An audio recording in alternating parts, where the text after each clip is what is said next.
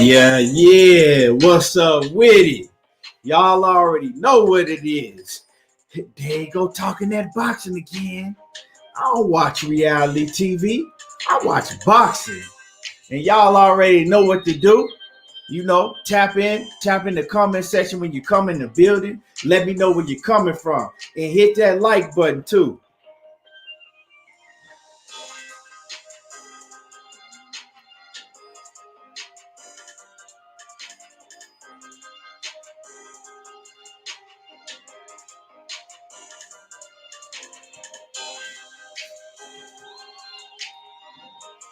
Kwame East off in the building. What's good with you, fam?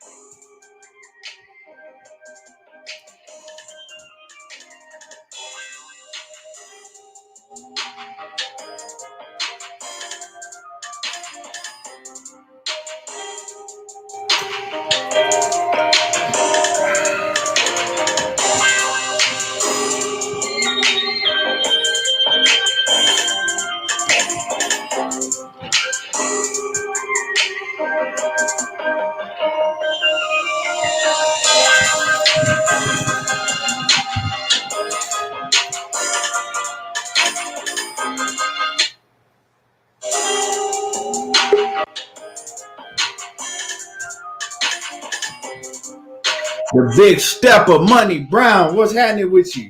What's going down, bro? What's going down? Ah, man, you know, same pimp suit just reheated. You already know it. Yes, sir. Marcus Hayes, what's happening with it? Salute to you, fam.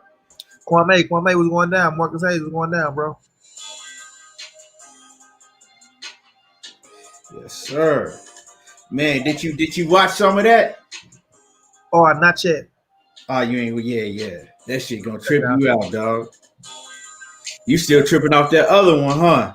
Yeah, I finished that, but the one you sent ain't up like 10 minutes though, so you're not gonna run through it. Yeah. I still gotta finish the one I had sent you. I ain't finished all of it. Nigga, I finished it before you. Yeah. No, I ain't finished all of it. I was watching it last night in the bed and shit, and I fell asleep. But yeah, man, that shit crazy, dog. Yeah, people need to see that. I think I might post it on my little Facebook joint. For real, dog. See that shit, dog. Shit. If you think you tough, watch that. Niggas still ain't gonna be thankful for what they got. Still gonna complain about shit. Yeah, right, man. Right. That shit. That made me have a whole different outlook on everything. Like, damn. You see what I text you? Huh? You see what I text you when I started watching that shit? Yeah, but it really make you amazed about just like shit going on around the world that we would never know. You know what I'm saying? That we couldn't even never imagine. You would never think no shit like that would be going on. Hell no. You see what they said about how the government get them they license to go perform with them and shit. They gotta have them rabies shots. Right. That shit was wild, man. Wow. Yeah. What's up to everybody? Yeah, we gonna get the show started real soon. Like I said, tap in the comment section and let us know that you in the building. You know, let us know where you coming from. And like this. Make sure that y'all like this. And if you on Facebook, share this to your boxing groups.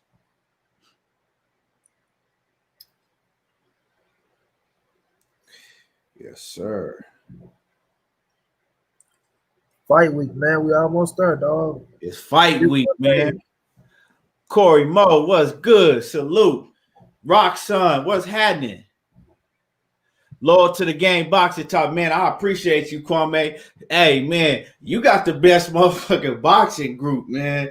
Y'all, man, you got some savages off in Loyal to the game, man. I can't even, man. Shit, I can't even, man. Y'all be going hard up in there. Yeah, you know, man, Keon, Kwame, you already know. If we going hard with each other, niggas don't stand a chance. I'm gonna tell you that. Yeah, cause me, you know what I'm saying? Shit, me and Money would go edit. I don't even know the motherfucker how many this nigga go at it. For real. we ain't one of them. We ain't one of them channels that's just gonna agree with, you know what I'm saying? Agree with whatever the next one gotta say. Shit. Man, they be going hard and loyal to the game, man. And loyal to the game boxing talk, man, them niggas be going hard. But yeah, I've been checking Kwame. I say Kwame got this shit jumping and bumping. Yeah, his shit jumping, dog. Stay ready, boxing TV. What's happening with it? Stay ready. You at work? And I think, man, Kwame was going at each other necks and shit. Ah, shit, I ain't even know about that. Yeah, man, this nigga going at each other necks.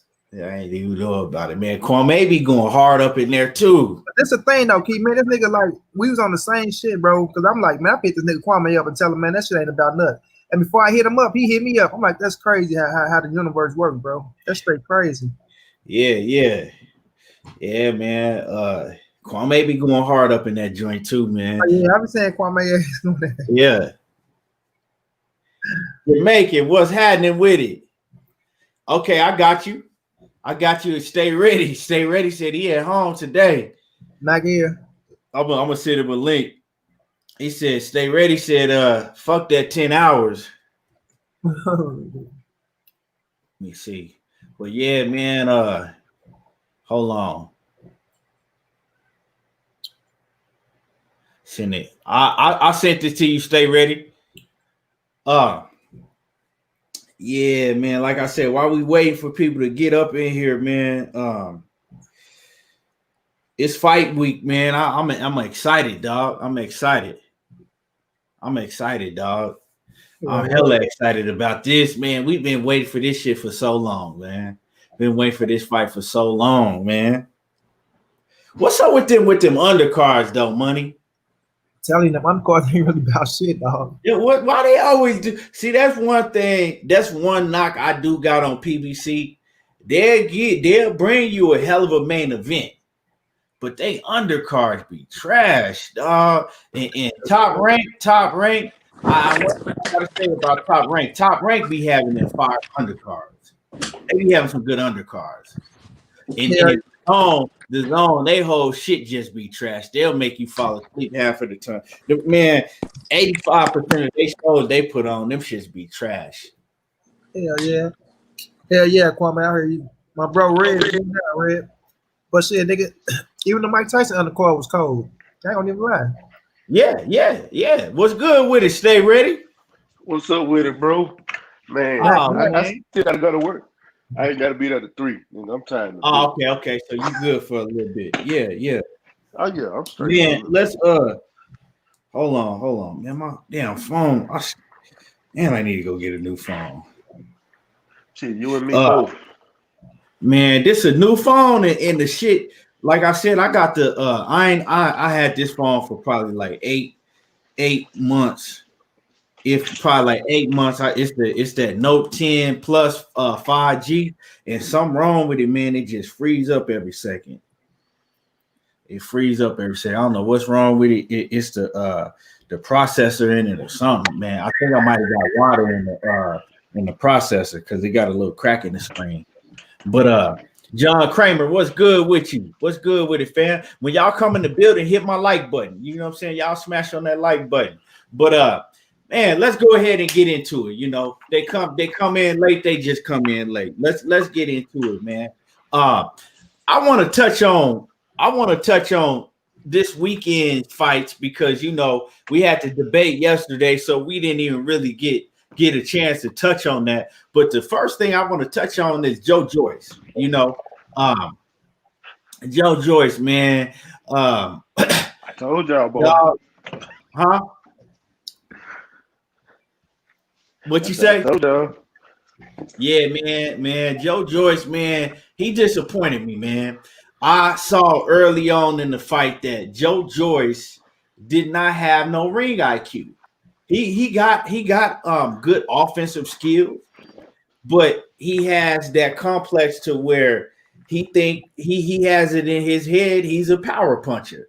He gonna go in there and try to get you up out of there. And if he can't get you up out of there, then what's next, right? And we saw that with him. We saw that he froze and he choked. He started getting nervous when he was early on in the fight, about the second, third round. He was already breathing real hard. Daniel Dubois was already breathing real hard, and that has a lot to do with nerves. You know what I'm saying? He hit Joe Joyce with some big shots, and Joe Joyce was still there, standing in his grill. Like, what's happening? What's up? You know, and Daniel Dubois, was you saying KT, was you saying Joe Joyce didn't have ring IQ, or was you talking about Daniel Dubois? Because you said Joe Joyce. My bad. Daniel Dubois didn't have no ring IQ. My bad. My bad. Thanks for catching that. Stay ready. But we seen, because that boy Joe Joyce looked good in the amateurs when he went to the Olympics. Yeah. Now Joe Joyce, he showed, he showed something in that fight, but really it's about what Daniel Dubois didn't show. Like, we seen that he got offense, but to me, is he folded. He folded under the pressure when he saw that he was gonna be in the real fight. That, you know what I'm saying, he wasn't just gonna go in there and get Joe Joyce up out of there real fast. It looked like he just folded. You know what I'm saying? He was breathing hard in the corner, like I said. He showed that he don't have that heart. I'm not even gonna talk about the where he took the knee or whatever with his eye. Well, I'm gonna get into that later, but I'm saying before any of that, he showed that he ain't got no heart. He was. You could just see it in his body language. You could just see it in his face. He was kind of on some like, damn, what the fuck I'm gonna do now? Like, what is it now? Like, what's he's still here. He's still here. And that's a problem with a lot of, like Kurt Anderson say, like one man Kurt say, that's a problem with a lot of these fighters that start relying on their power, But see, I looked at Daniel Dubois as a lot more than that before, because I really thought he had the goods. He looked as soft, like, if you kind of tend to stereotype some cats sometimes. You like, man, that motherfucker looks soft. Now, to me, he looked soft, but what I saw from him in the ring prior to that, he always looked pretty good to me in the ring. He looked like I thought he was the next big thing in the heavyweight division, but it ain't turned out that way. And I just think that his ring IQ was horrible. He couldn't figure out how to get away or get away from the jab. Like, this man beat you the whole night with a jab. Joe Joyce didn't even really throw too many other shots. Like, you probably could count the shots that he threw besides the jab on one hand. He beat him with one hand with a jab.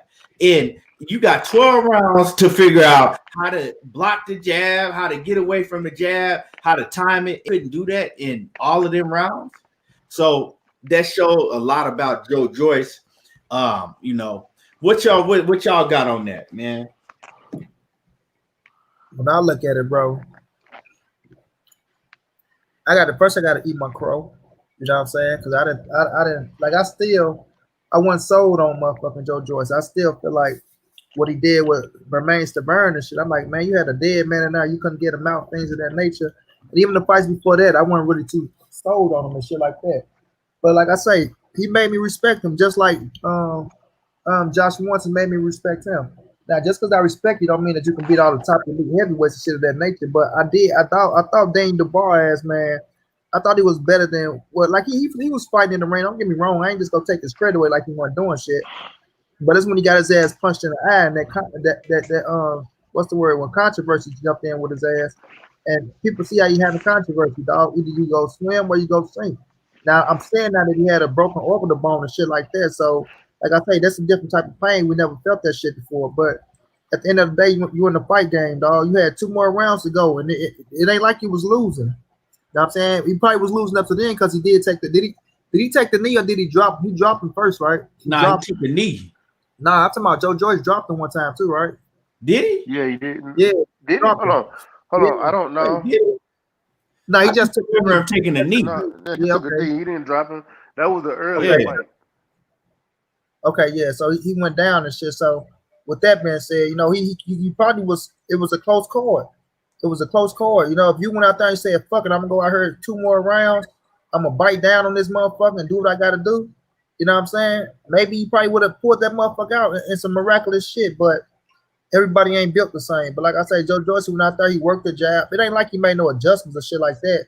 He just worked the jab, Dean DeBar to make the adjustment because Joe Joyce was throwing the same damn jab, just nailing his ass in the eye. But he couldn't see shit, you know, and Joyce did what he had to do. You know what I mean? I still like Dean DeBar. I ain't gonna just say, you know, he can't beat shit in the future because he's young. You know what I mean? You took an L early on in your career. You go back, you look at the drum boy, you adapt. You know what I'm saying? Joe Joyce, the one that had, you know what I'm saying, that didn't really have time on the side because he in his 30s and shit. And I didn't even know he was in his 30s. So for him, it was a must-win fight, almost. You know what I'm saying? So he went out there, did what he had to do, dog, got the W. And you know, I can't do nothing but salute him, eat my crow, and we'll see where he go from here. You know what I'm saying? But Dean DeBar, I'm gonna count that kid out. I ain't gonna count him out. You know what I'm saying? You took on some motherfucking controversy that was you know, showed your ass something. You live and you learn. It's experience for him.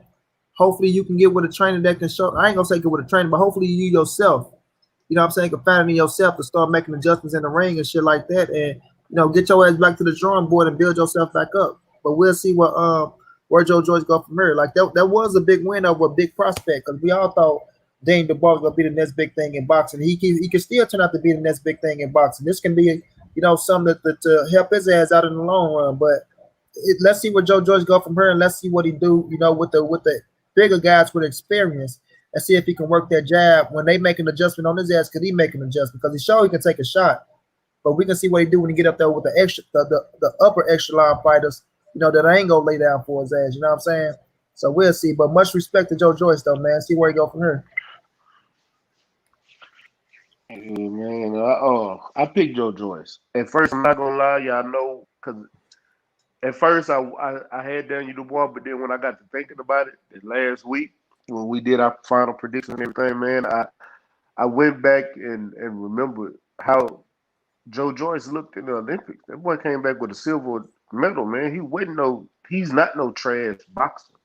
Like, dude got skills, and for him to got good boxing acumen and what he's doing at the age of 35 and the guys that he's beat some comparable opponents better than Daniel Dubois had.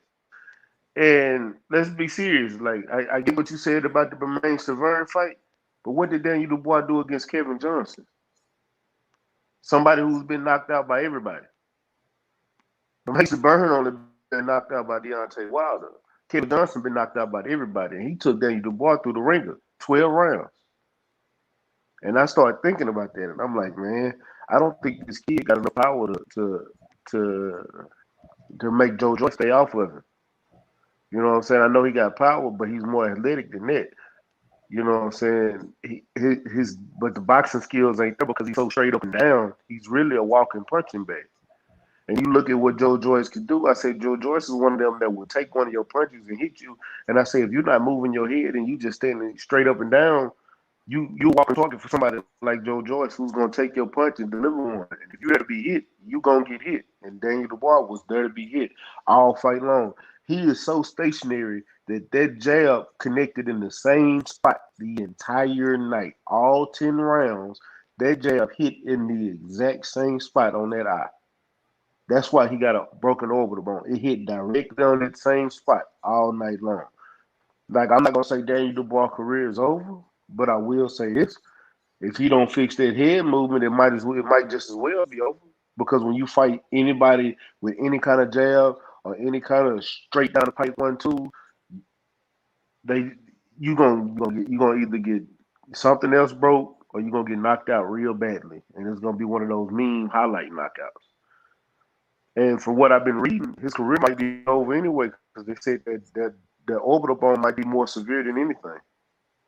I think they said he had like some. But they said it would be like 5 months, but they said he had like a little bit of nerve damage or some shit like that. Yeah, I was reading something. Yeah, I did see that nerve damage. And man, all I'm gonna say is I I've never been a big fan of Joe Joyce because Joe Joyce is slow. If y'all want to, and I was thinking about this, who can you really compare him to as far as a fighter? But then when you think about George Foreman, the second stint of George Foreman, that's exactly how Joe Joyce fights. Right. George Foreman came back to fight Michael Moore. I'm being serious. Like he's that slow, but he can take no punches, and that punch that's coming when it connects. You know what I'm saying? What you gonna do about it? What you gonna do about it? Even Holyfield said when George Foreman hit me, he said I had to check to make sure my teeth were still there. Yeah. Like he said, that dude hit that hard. So I'm telling y'all right now, I believe Joe Joyce hit hard like that too. That's what he reminds me of. I don't think Joe Joyce hit that hard. I just think he caught him in the eye on the right spot and spoiled that motherfucker. Because it didn't look like it was hitting with the punch. It was really the eye to me, though. But he was hitting with some shots, but I didn't really see him hitting with a punch that hurt. I just seen Dane the bar gassing in there. And like I just look at what Keon say. When that shit happened, he wasn't going nowhere. He got the breathing heavy.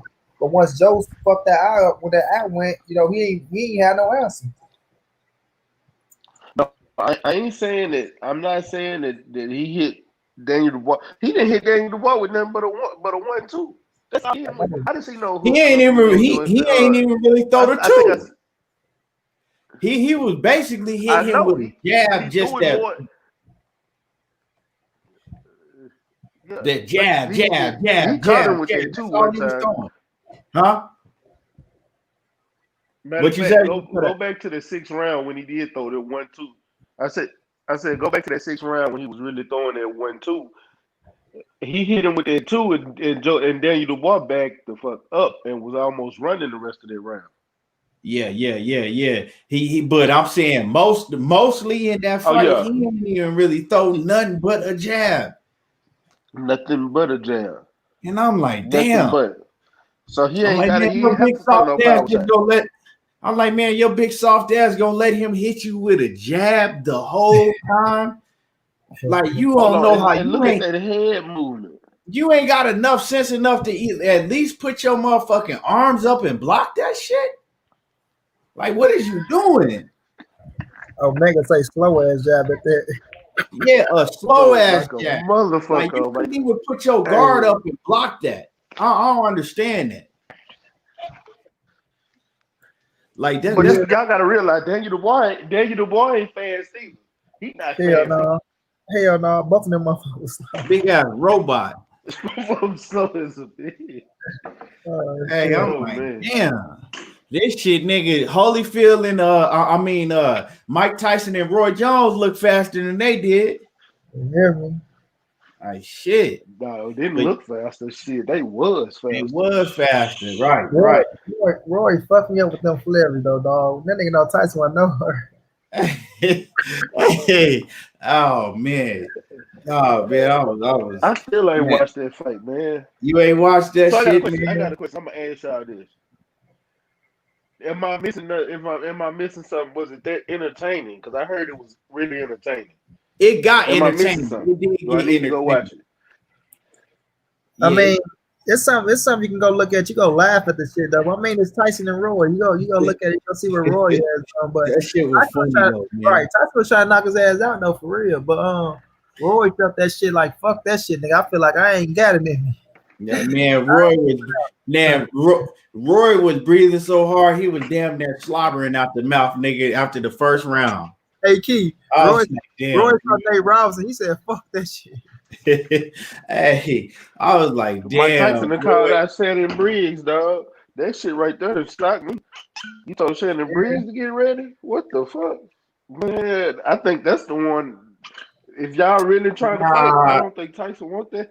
I don't think Tyson said that. See, what happened is they blew that shit out of proportion. But Shannon Briggs, he did a video and he said that he had got a message on his phone, right, saying that just get ready.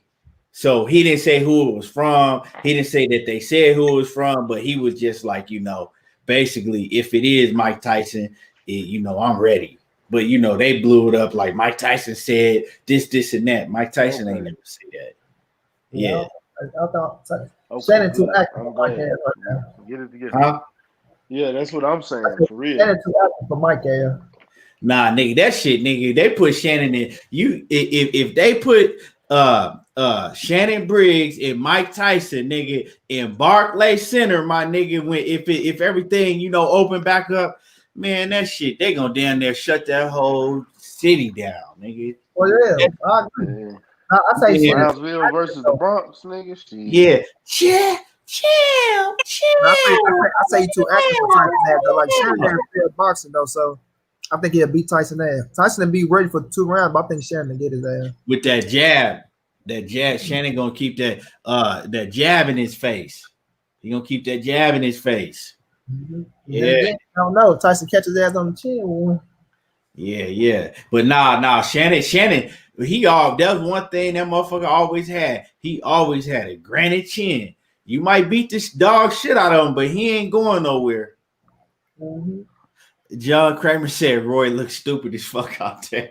Dog, don't do my dog like that. Don't do Roy like that. That shit was funny though, man. Roy looked like, you know who Roy looked like? He looked like that old nigga that be at the family reunion that still think he can dance and shit. So he's still trying to do that old shit he used to do.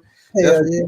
Hey. This motherfucking back guy help him back up to a seat. Yeah. Man, that shit was funny as hell, dog. I was like, man, hold on, Roy. I'm screaming at the TV like, Roy, hold on. Roy saw I quick Nate Robinson hit that motherfucking social media. He said, I ain't going out like that. Yeah, hey, nah, he was like, nah, fuck that. I'm holding on. Hey, Roy was trying to do all that shit he used to do back in the day. Hey, man, I almost fell out in the floor laughing. I'm like, man, Roy, but Roy, man, that's everybody. Roy is my favorite fighter ever. Don't nobody come close to Roy Jones to me, right? But that shit was funny. I can't lie. One of my, cause Roy know good so goddamn. Yeah. Roy know better than he should have came in shape, dog. Like, come on, Roy. That nigga, I'm talking about, he was breathing so hard after the first round. I'm like, Roy. Hey, you like, gotta remember, on, Roy. You know you're supposed to come in better shape than that. Mike came in shape. Mike wasn't breathing hard. Mike was like, this ain't shit, and Roy, like Mike was throwing his punches. He wasn't getting tired. Had his head movement. Roy he looked like he was about to fall out. That I do give it up to Roy though. You know what I'm saying? I give it up to Roy because I don't know how he lasted them 8 rounds without just falling out and collapsing in that ring. If you seen how hard he was breathing after the first round, I was like, yeah, like it's over. I was like, ain't no way Roy gonna make it through these 8 rounds. But he made it, man. He made it. Salute, young Merv the Cut Man. What's good with you? Being Israel. What's happening? Long time no see, like a motherfucker. Yes, sir. But yeah, man, that Quick question though. What Mike Tyson smoked all that green, and he ain't never had a gas tank in boxing. But this Saturday he had a great gas tank. What else that dude taking? Mike ain't never had a gas tank. Hey, Mike, if you watch his podcast show, he said he smoked some horny toad dust or some shit, right? It was some shit he said he smoked. I thought he said called himself that bionic. No. I ain't talking about no weed. I'm talking about if you watch his podcast show, he told a story on there where he said he smoked like some potent, like some potion, some toad dust or some shit like that, right? Some toad something, right? He said he smoked it, and he said ever since then, like it, I don't know. He said it did something to him. He said like it took him in like into a whole nother world where he was like seeing shit, and it like took him out of his body. He said it was a crazy experience. He said it took him out of his body and did some crazy shit to him. He said after that, toad poison or some shit. Yeah, some shit like that. Some toad poison. And he said after he got back in his body, he said his whole mind frame was different. He said that's when he stopped doing like coke and all that. He said it changed his life. He said that shit changed his life. And he said ever since then he been like a whole different person. And so that's what he claiming it was. He talked about that before he even started training, for the boxing and all that shit. You can look it up. He talked about some crazy shit, but it looked like whatever it did, it worked. Oh man, it's about Mike smoking wet. Salute, I need to try it out. Mike Brown. He ain't smoking that wet. His ass won't be where he at right now. That motherfucker wet. It was like I said. Yeah, shit had him hallucinating. But he said like it took him. Let me tell y'all right now, if he'd have smoked that wet, two things would have happened. Either he got beat up badly or he'd have killed Roy in that ring. I'm just telling y'all right now that he wouldn't even realize that he was in a boxing match. And somebody else in that arena probably would have died too. Mike has been a crazy institution right now. Kwame, he talked about it on his show too. He talked about it a couple times on his show, on the Mike Tyson podcast too. And it's y'all just gotta go watch it because the way he explained it, it sounded like some crazy voodoo shit to me. It sounded like some crazy voodoo shit, but he said, ever since he did it, like he been like a whole different person. He didn't have a whole different outlook on life. He said it changed his whole life. You know what I'm saying? He said it changed his whole life, and he said he thought he was gonna die at one point. He said he thought he was dead, and he came back. So that shit, whatever it is, killed him and brought a new spirit back to it. Yeah. That basically, let me read some of these comments. Let me see. They said Tyson versus Buster Douglas rematch. Y'all tripping, man. Buster Douglas probably like 500 pounds now. Victor Morales, what's happening? He says, I would really like to see Tyson versus Tony. That fight sounds more interesting. Don't get me wrong. Would love to see the two Brooklyn kids get it on at Barclays, but Briggs run out of gas. Tyson versus Tony, man. Tony, man, look, I don't want to see James Tony. I like James Tony is a legend, but I don't want to see him in nobody ring. James Tony, we need to stop that because James Tony can barely talk. Holyfield too, but James Tony. For real, him and Riddick Bowe both. Riddick Bowe was talking about coming back. I don't want to see neither one of them cats come back, bro. We gotta preserve, man. We gotta preserve some of our black people. They do have brain damage. I mean, they have brain damage. They can't even talk. Like Roy how you Jones can get a whole sentence out and then you want them to be in the ring. Yeah, I can't. About 800 pounds. Huh? I said, then James Tony about 800 pounds out of shape. At least Shannon Briggs in shape, ready to fight. He talking about Shannon Briggs gas out, bro. They running 2 minutes. They running 8 rounds for 2 minutes. It's not like they running 3-minute rounds. Shannon Briggs, Shannon Briggs, he stay in shape. Now, them other cats, they not in shape. They don't stay in shape. And then, like I said, they can barely talk. You can't even understand what they saying. If you go back and listen to, go back and listen to a James Tony interview, 10, 15 years ago, and go listen to him now. You can't even understand what he's saying. Same thing for Riddick Bowe, So I don't want to see them in the ring. They fuck around and get really killed. Hey, King, that nigga James Tony be talking. I was like, what the fuck you just say, James? You don't know what he's saying. With a pool of then we do it. And nigga, you cool about us. I'm like, boy,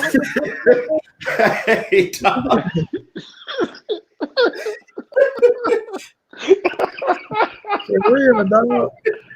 Oh shit! What did James Tony just say? Oh man, dog. This shit. I'm like, matter of fact, why you see it? I was watching a Fight Hype interview with James Tony. He did that shit, and as soon as you did that, it made me think about that goddamn interview. And that wasn't that long ago. For real. They got me crying and shit over here. They do that shit again. I think that was Earl Mikey fight. Shit, dog. Hey, I can't even do that. Oh shit. Real, I'm like, damn, James, you better get your ass back in the ring, nigga. And you, damn. Like you talking about the niggas arguing about the fight, about them fighting shit and who gonna win. Man. It's like Floyd Daddy. Floyd Daddy talk with sound effects. That shit kills me every time I hear Floyd Pop talk. That nigga Big the other thing that nigga Big Floyd talk fluent when he seen that motherfucking poem he been singing since Floyd was 3 years old. I'm the best in the West, I must confess. For all the rest, that's the only thing I remember. But after that, that motherfucker, I must confess. Yeah. They like Big Floyd saw the fight. Yeah, I saw the fight. What's his name? Yeah, he ain't got nothing. Like, it was a good fight, but listen here, man. Listen, man. Listen. I knock all them niggas. I knock all of them out. They I like Big Floyd can whoop everybody ass. Boy, leave it up to him. Hey, Big Floyd had me crying, nigga, when he got in the ring with that white boy Charlie Zinn, that white boy Charlie Z. Charlie Z. He said, "He who? The one that who? He who? He ain't hit me. I block all that shit." Yeah. Big Floyd gonna knock his ass out though. Charlie Z had trying to catch him off guard. Big Floyd was throwing them motherfuckers, dog. Hell yeah, hey, old boy tried to run and get out them ropes. Yeah, old boy caught his ass though, dog. Like it's I think it was one of Floyd. I think that was Liddell Rose too. That when his ass hit him, Liddell Rose tried to knock his motherfucking chin off when he rushed up on Big Floyd like that. Hey, there was a young murder cut man said, "You thought he was gonna hit me? Pop, pop, bam, bam, bam, pop, pop." Blue. What's up with Blue? What's good with it? Blue Blood Sports TV off in the building. The hardest working man in the industry. Hey, Young Murder, there you go. Boop, bop, boom. Out of there. No, he said, what he said? Boop, bop, boom. Over. It's over. Here you go. You beat me. I had one leg when him and Ray Ross. Sugar Ray Leonard was going at it. Sugar Ray Leonard. Yeah, he saw. I had one on when you fought me. I had one on. Sugar Ray talking about, I don't care. That's not my problem. Shit, man. Sugar Ray beat Big Floyd all on top of his motherfucking head, boy. Man, that shit. Man, when Big Floyd get to talk. That motherfucker, he be having me in tears laughing down there. And he be saying a whole bunch of shit you don't understand half of the shit he talking about. Right. I be understand what his ass be saying because my dad used to talk like that though. So I be knowing everything his ass be saying. But when him and Floyd got into it though, that boy said, yeah. Who jealous of what? Ain't nobody jealous of you. He smoked what? Floyd, motherfucker. He smoked 41. You gotta beat your ass. That nigga 41 or what? You be 41 or what fucking with me? You hear me? Come put me out. Come put me out, Big Roger. No, you said what you had to say already. You already said what you had to say. Roger, like, hold on, all you motherfuckers up on my brother and that motherfucker. Floyd said what you had to say. Now, all you little young motherfuckers, get on up out of here. Get the fuck on back now. Man, yeah, though, man. The Mayweather stuff, man, them niggas legendary, dog. You ain't heard what he said, man. You gotta watch out for that Corbin 19. That Corbin 19.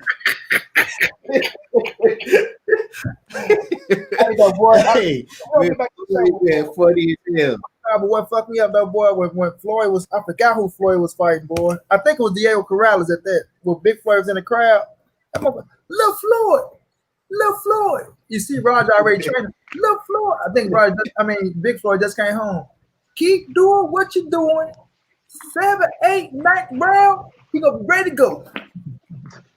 I say, boy, Big Floyd always, boy. He does. But why I love the funniest shit is when him and Ruben Guerrero was going at it, dog. That shit was classic. Man, that shit was a classic, dog. Well, big Floyd, Him and Ruby. Floyd couldn't run him, boy. He don't give a fuck how big Floyd get. He don't give a fuck how much money you got, nigga. You steal my son, nigga, and you ain't gonna tell me what. I ain't your motherfucking yes man. You ain't gonna tell me what to do. And he was always telling his ass right, and Floyd knew it, boy. But Floyd knew he was gonna need his pops out the garage, though. That's one thing I respect about Floyd. And they kept all the money in house, boy. Yeah, right. Yep. Let's get back to the cut. Let's get the cut. Yeah, man. So, so with everything going on with Mike Tyson and everything, you know, the fight I want to see is him and Shannon Briggs. I think that's a good fight. Like I said, do it for Brooklyn, Brownsville. That shit gonna be all the way up. If that's exciting to me because they never got to fight. That's one fight that we never got a chance to see. You know, Holyfield, to me, Holyfield another one. He can't really talk that good. You know, his speech is really slurred and slowed down now. Holyfield training and stuff, but I think the only reason that we did see a Holyfield fight is like Mike Tyson said. He said whoever is handling Holyfield, his team is all fucked up. Hey, I'm gonna say this though. Holyfield got a fight coming up. Holyfield going to bare knuckle boxing. Shout out to Chop Chew. Chop got a fight in bare knuckle boxing. This on the night too. Well, where you tell us a little bit about that because I ain't heard nothing about that. Yeah, me neither. Well, I talked to Chop. I need to call him. Matter of fact, I talked to him a while ago, and he told me that he had a fight coming up. He had some news, and when he put it on social media, I saw it. But he told me he was getting ready to do a bare knuckle boxing. But yeah, Evander Holyfield is getting ready to fight. Hold on, I'm finna pull it up right now. Hey, they need to come over and give boxing a good name again, man. Polly went over there to bare knuckle boxing and fucked it up for everybody.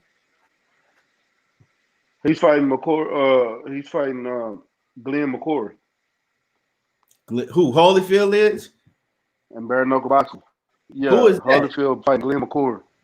I don't know who that is. You asked the wrong person. Kurt Anderson. Who's Glenn McCoy? He's 56. I don't know him. Mike told you that's the wrong person. Kurt I sure don't know who that is. I ain't gonna get the line of y'all acting like I know who that is. Right. Hey, you gonna need Kurt for that. Right. We call Kurt. We need to call Kurt for that. Kurt or Glenn McCoy. You know, okay, here it is. He was a cruiserweight. That's why I don't know him. He was a cruiserweight. Kurt gonna say, yeah, I used to kick him with Glenn McCoy's brother. You know, I used to watch him spar down back when he was around. You know, he wasn't really a big fighter and things of that nature, but he had a good fight where he came up around the situation though. Yeah, Kurt don't know his own background. Yeah, you know, his mother used to live on 56. We live on 57. You know.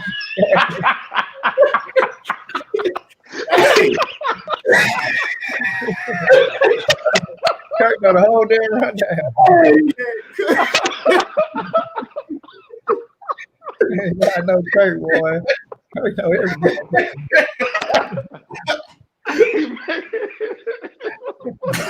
You on one today? Dude, shit, man. What's wrong with you, dude? I don't know.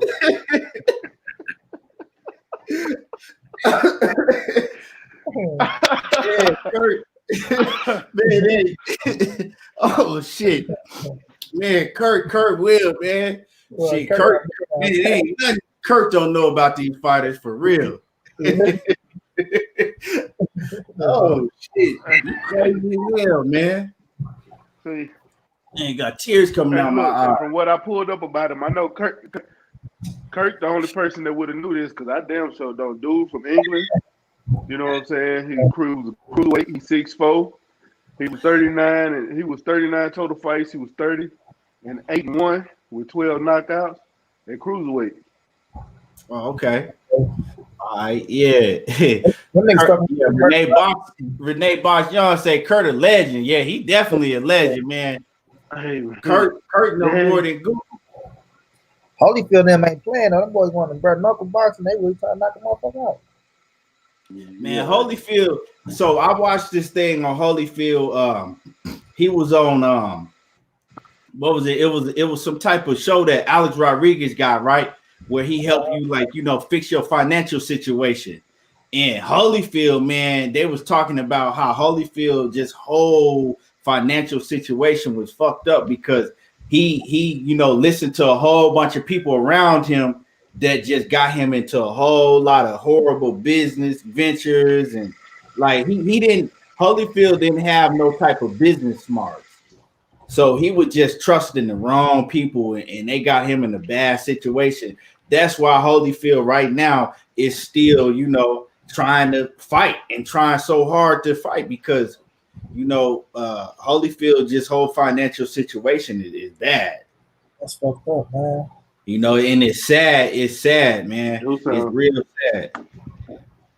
Alex Rodriguez was trying to help him out, you know, and when he started looking into that stuff, he was like, man, like you like, oh man, what is this? The baseball player, Alex Rodriguez? Yeah, right. Right, his rich ass. If I was Holyfield, I'd be like, yeah, you know, but you still like up 100 plus, right? How about you throw me a couple million? Shit. Yeah, right, exactly. Shit. You sure can afford it. Right. If you feel that bad for me. Yeah, you sure can afford that. Alex Rodriguez, well, I have to talk to Jelly on that. You know, we have 8 kids now. Yeah. Plus we got one on the way, so shit. If I was him, I got one on the way too. I can point you in the right direction though to get you some financial stability. Hey, how many kids they got? Shit, they got about 80 of them motherfuckers, like all together. Yeah, not together. Oh, okay. Yeah, they ain't got none together.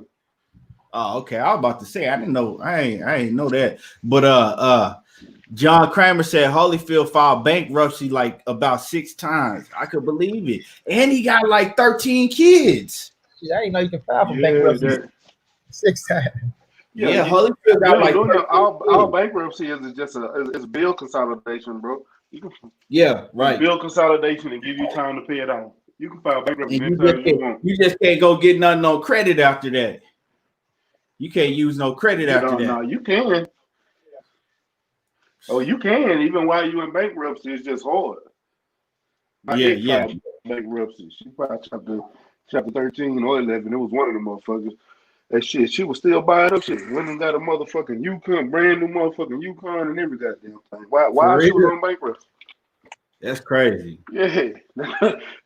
Bankruptcy ain't stopping shit. Hey man, but yeah, man. Tyson, as far as Tyson, man, Tyson looked he looked pretty good to me, dog. He looked pretty good. He looked pretty good for not being in there for 15 years. You know, he still had his head movement. He still had hand speed. You know, he looked pretty good. And Tyson, he was talking about, you know, that he want to continue doing this. He said this gonna be a thing for him now. He finna continue to fight on. And Tyson said what he say? He said he want to fight every 2 months if he could. Then of course that ain't gonna happen. Right. But shit. Mother ain't be paying no $50 every 2 months, man. But like I say, with that situation, if he would have had the right dance partner, like it was a success. Don't get me wrong, and we gotta keep it. We gotta give Roy his credit too. Roy helped sell that motherfucker as well because it's Roy's own. But it was a success. Like if Roy would have danced with his ass a little bit. But if like right now, I don't know if you can duplicate that. You know what I mean? Like what y'all had on there. You know they gonna start stacking the cards and shit like that. Especially with real boxing going on, because it's gonna be like right now. You know, with Earl coming up, you know, motherfuckers like fuck with this Mike and Roy thinking it's a one-time thing. But I don't know if Mike will be able to keep that show going like that for $50. You know what I'm saying? If they put him in the ring with a Holyfield, they get that. Yeah, Holyfield. With Holyfield. Yeah, I see that. But see, this is I don't know if y'all heard that. Antonio Taver. Antonio, that's what I was just finna say. You took the word right out of my mouth. Stay ready. Antonio Tarver. He calling out Jake Paul, right? So he calling out Jake Paul, talking about that, you know, he don't like Jake Paul at all. He want to get in there and make an example out of Jake Paul. It hurt him. Now, this is the thing.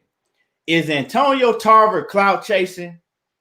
Is Antonio Tarver clout chasing a YouTube sensation? Or do he got the right to, you know, want to get in there and beat the shit out of Jake Paul? What y'all think about that? I think he clout chasing. And the reason I think he clout chasing is because they're trying to build out this kid's success. Now, don't get me wrong, is it good for boxing? No. But the kid found the lane for himself to make money, which is the American dream at the end of the day.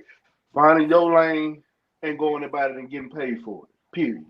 Now, they don't like what he's going about doing it, so they want to get paid off of it too.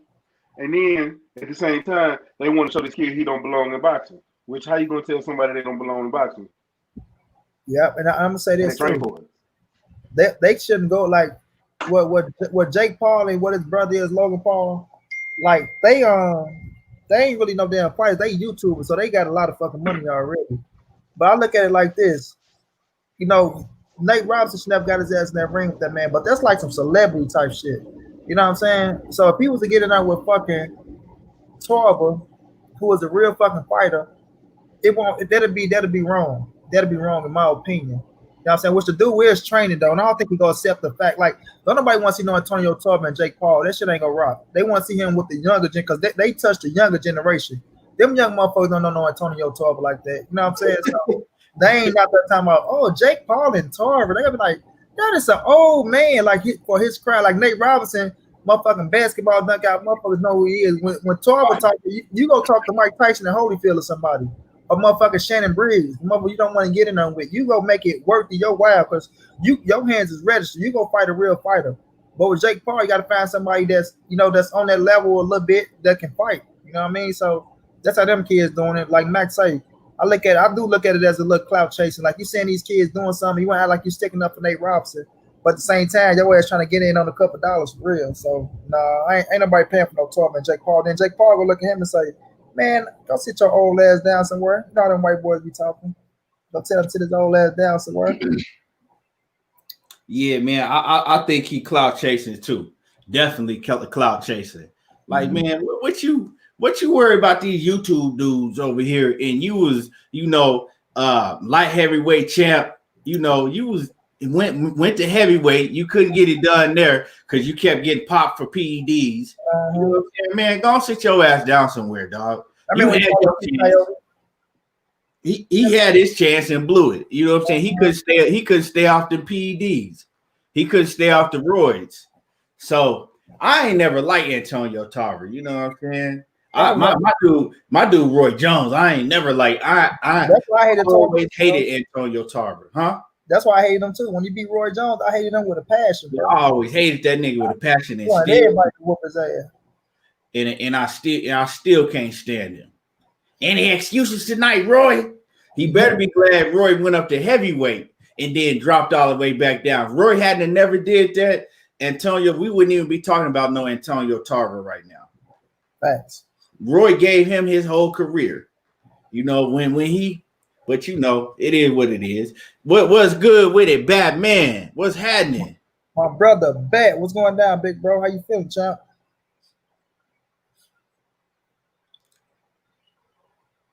John Kramer said that then his body didn't even look like he was on the PED. Right, yeah, he did. He still had that same, just long, that lanky, just flat body. Like, damn. That nigga on PEDs when he beat Roy. Fuck it. Hey, I'm gonna say this though hey, I'm not a Tarver fan until his manager Marion and Stab my goddamn Instagram inbox too. But this motherfucker been trying to get me to do an interview with him and his son, with his son for the longest. But his son I don't know about that, bro, because Tarver, his son a fighter. No, it's about Tarver the manager. Interview with Tarver. His manager trying to give me an interview with Antonio Tarver's son. Right. I don't want to interview his son. I'd rather interview him.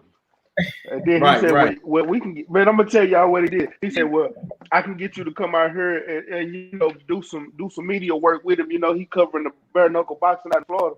I said, you gonna pay for my flight? No, we can't do that. Well, why you even asking me to come? You don't know if I got the money. Where's my damn money? I'm being real here. Hell yeah. Hey, you ever play? Remember that fight night? Not the fight. I don't think it was. It might have been Fight Night Champion, but it was fight night. I think the one before the champion, that the dude, the Magic Man on there, whatever, that real black ass. Yeah, I played all them bitches. Hey, remember it was like a created character, somebody. It was the Magic Man or whatever. Like real black.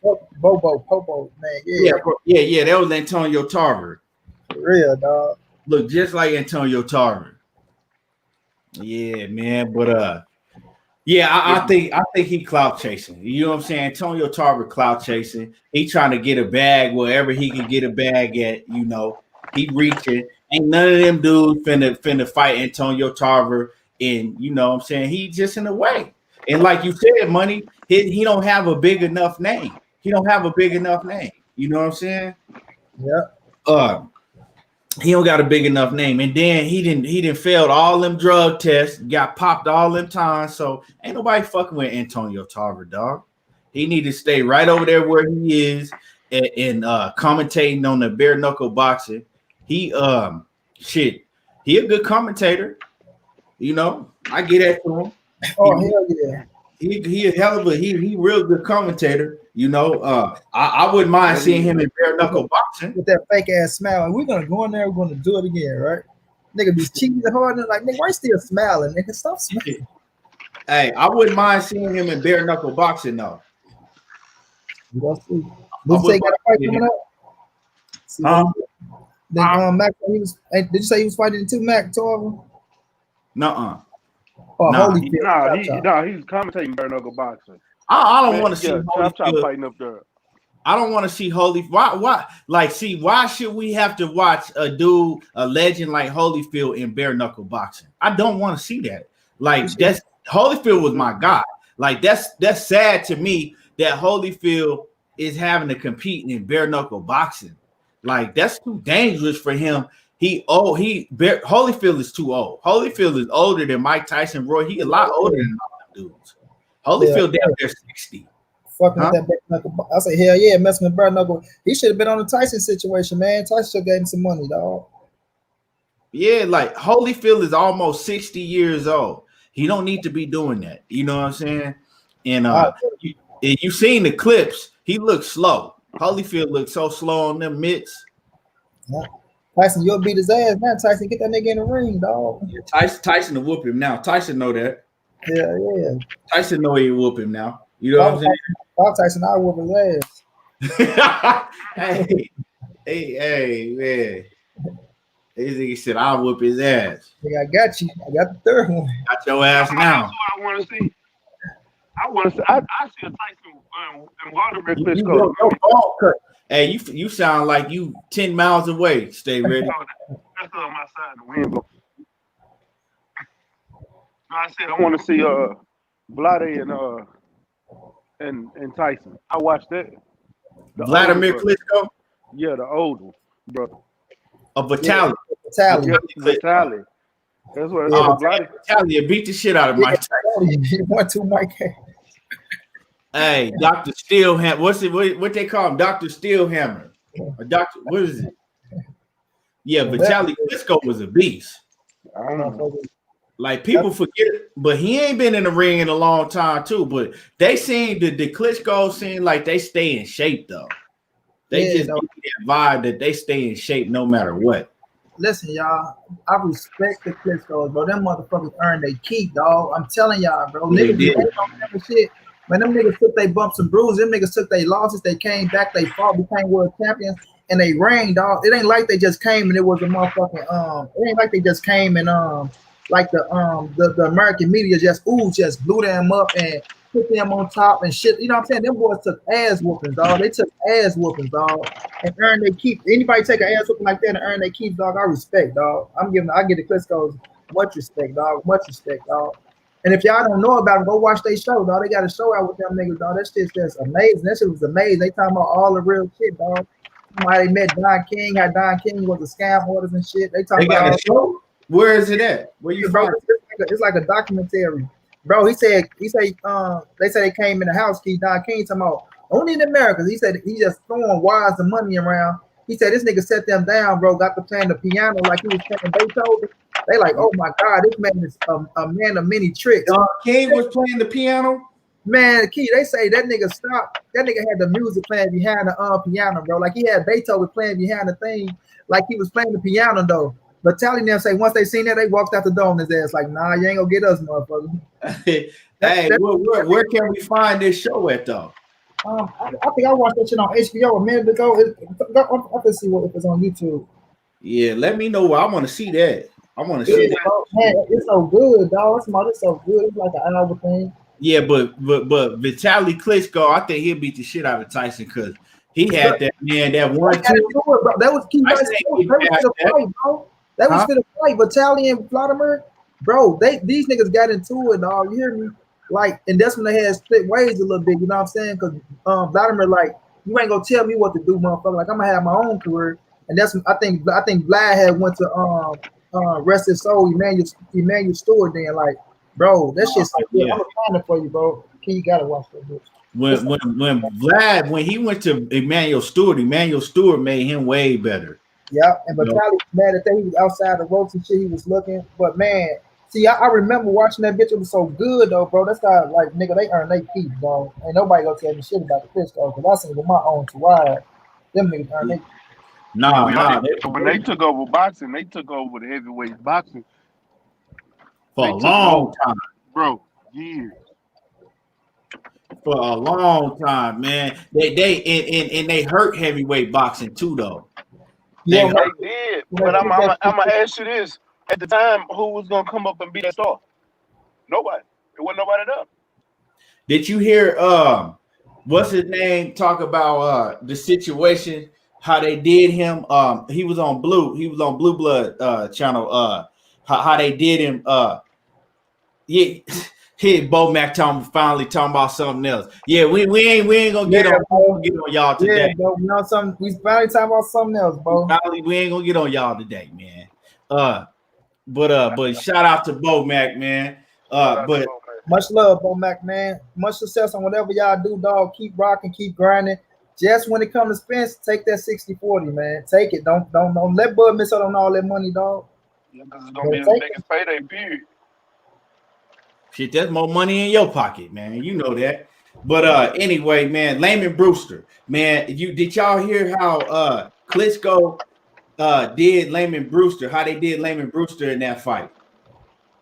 What they supposed to do to him? Oh man, y'all got to go back to Blue Blood and watch that, man. He talked about that. But Layman Brewster was a beast. Layman Brewster was a beast. Bo man, we got EJ this weekend. EJ, you know EJ a lot better than Spence. And it's just not, it ain't even being biased, you know. Before this accident, EJ a lot better than Spence. I mean, man, you know, y'all know I'm tripping. You know EJ a lot better than Danny Garcia. You know, yeah, I'm on one today. You know, EJ a lot better than Danny Garcia. Because I'm looking for Errol Spence to be a lot more focused and just a lot better than he was when we last saw him. You know, we all know, you know, Bo Mac, he was, you know, he was bullshitting.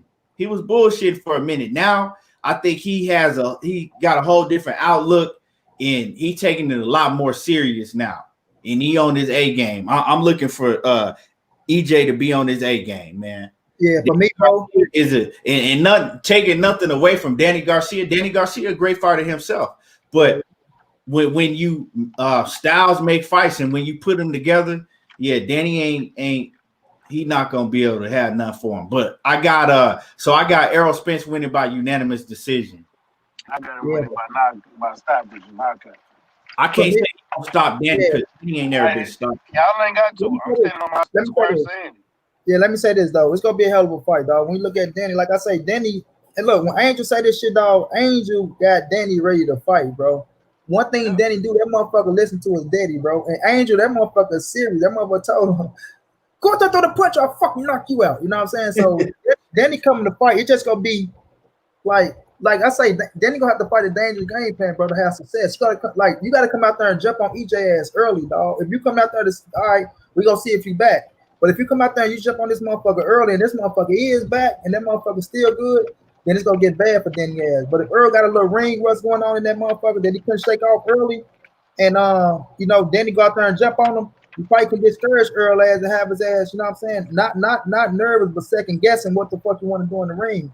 And then you gotta implement your game plan on his ass. So you gotta come out there and you gotta take it to his ass. But with that being said, I think after 3 rounds, EJ ass clicked back to who EJ is. And I think, like I say, he still got enough, even just outboxing Danny ass to box to a motherfucking unanimous decision, dog. So push comes to shove, I do got EJ by unanimous decision. But I do got EJ putting some pain on Danny ass. Though. I think that boy coming to try to make a motherfucking statement. I think he's gonna put some pain on Danny ass, but I don't see a knockout. I do see a unanimous decision. But if the dude be go back knockout, I can see a TKO stoppage or something. Danny getting his motherfucking face beat in or some shit like that. But I'm looking forward to seeing how Danny look in the ring though, boy. Because look, Danny can crack. And like I say, I seen with him and Sean Porter, he showed that he's a full-fledged welterweight now. Because Sean move motherfuckers around the ring. Sean ain't moved Danny Garcia around the ring like that. He ain't moving, bro. You know what I'm saying? So it's gonna be a good matchup though. But I still say EJ unanimous decision myself. He did. Look, I'm standing on my square. I said the reason I said stop it is because I told y'all Earl. I'm not saying that he's under the most pressure, none of that. But I feel like Earl wants to come in here and got a point to prove. And I'm harkening, like I said, I'm harkening back to the Earl before the Mikey fight. The Earl before he fought Mikey Garcia. He not one opponent made it past the 10th round. Not one opponent that Earl had that made it past the 10th round. Period. And when you go look at this Mikey fight, go look at that Mikey fight. He boxed Mikey for a reason. He chose to fight like that for a reason. The same thing when he went in the Sean Porter fight. He chose to fight like that for a reason. I think he's gonna go in this Danny fight with a different mindset. Like he was doing stuff to try to prove fans and media wrong. At this time, I think he's gonna go in here and actually fight his fight. How he been fighting. And I promise you, I think Danny not gonna make it. I think we finna get the old Errol Spence. I gotta say something about that. Let me say something about that, Mac. I'm not gonna say it was all because of Blu-ray, right? I'm not gonna say that shit, but Blu-ray had a lot to do with all them knockouts. Let me finish. Let me finish what I'm saying. Blu-ray had a lot to do. This is my opinion. Blu-ray. You say a lot. You saying a lot. Let me finish what I'm saying. Let me finish what I'm saying. Blu-ray had a lot to do physically with the physical shape that he was in. You talking about you starting your workout with doing 700-800 push-ups. Who in here can do that? Who in here has ever done that? You starting your work. That's not, and I'm not talking about just doing them, right? When he was working with Blu-ray, they started their work off with 700-800 push-ups just to start off. That's a warm-up. And then you going into a full strength and conditioning workout. You going into a full workout before you even start. That's a full workout itself. You doing 700-800 push-ups, and then you going into a full workout after that. Errol Spence was strong as a fucking ox when he was with Blu-ray. So that helped him out a lot with them knockouts, right? Because when he had those string of knockouts, who was he with? He was with Blu-ray. But so, he was on the knockout streak still, though, bro. But go ahead. He was on the knockouts when he left. Not just with Blu-ray. Nah, when he left Blu-ray, it was only for 2 fights, but the knockout stopped. So I ain't putting it all on Blue. I'm not saying it was all, because Errol still got to put in the work. He still got to get in the ring and do what he do. You know what I'm saying? But like I said, if you can do 700 push-ups or 800 push-ups before, you know what I'm saying, before you start a workout, then you can holler at me. Can't nobody in here say that they ever done that. And if I've been doing that since I was 2 years old. So that makes a big difference. That make a big difference. Look, I don't care what nobody say. We can say whatever we want. I don't care what nobody say. That Blu-ray didn't bring nothing to the table. Of course, when you go in there, you working out with a motherfucker strength and conditioning coach, you go have success with him and you go see a different thing. But yes, and this ain't no knock on Blue. I fuck with Blue heavy. And do I want to see Earl and Blue? Whatever situation they got going on or whatever the shit is, patch that shit up there. But at the end of the day, I'm not just gonna say he had a lot, but did he have a position? You're right. Sorry about So that. but when you say a lot, you're saying a lot to do. You trying to say a lot? With his strength, I know. strength and conditioning is a big part of boxing. Okay, when you're getting You think that's a lot, bro? When you getting stronger. When you getting stronger as the rounds go on, and you bullying niggas like he was, you know what I'm saying? Like he was literally bullying niggas and just grinding on them. Errol Spence always, that's his style. Errol Spence always had a face. I said what I said. Nobody ain't saying you ain't saying what you said, but he always had a pace that he fought with though. Like that's his pace. Earl always got stronger. Like he been knocking motherfuckers out. I'm not taking no credit away from Blue. Like he didn't add some strength to Errol Spence. Yeah, but when you say Blu-ray had a lot to do, you can't say a lot. Yeah, like Blu-ray got some credit to take for it. Yeah, but when you say Blu-ray you keep on emphasizing that I said a lot. I'm just saying that the man had a lot. I'm not saying like, oh, he just had so much. I'm just saying. But check this out. Well, hold on. I got a question for both of y'all because y'all just spinning wheels right now. Look, Blu-ray was there for 11 fights. Earl got 26 fights. So let's take 2 out there. Let's say there's 13 fights out the way. There's 13 fights that he wasn't there either. And Earl was still stopping opponents. Now some of them he didn't stop, but he was still stopping opponents before Blu-ray. I'm not saying that everything is on Blu-ray, but y'all got to give credit to Errol Spence. Like he still had power before he got with Blu-ray. Who ain't giving credit to Errol Spence? No, I'm not. I'm just saying you got to give some of it to him too. Well, of course you do. I know Blu-ray had a lot to do with a lot of his strength in the later part of his career.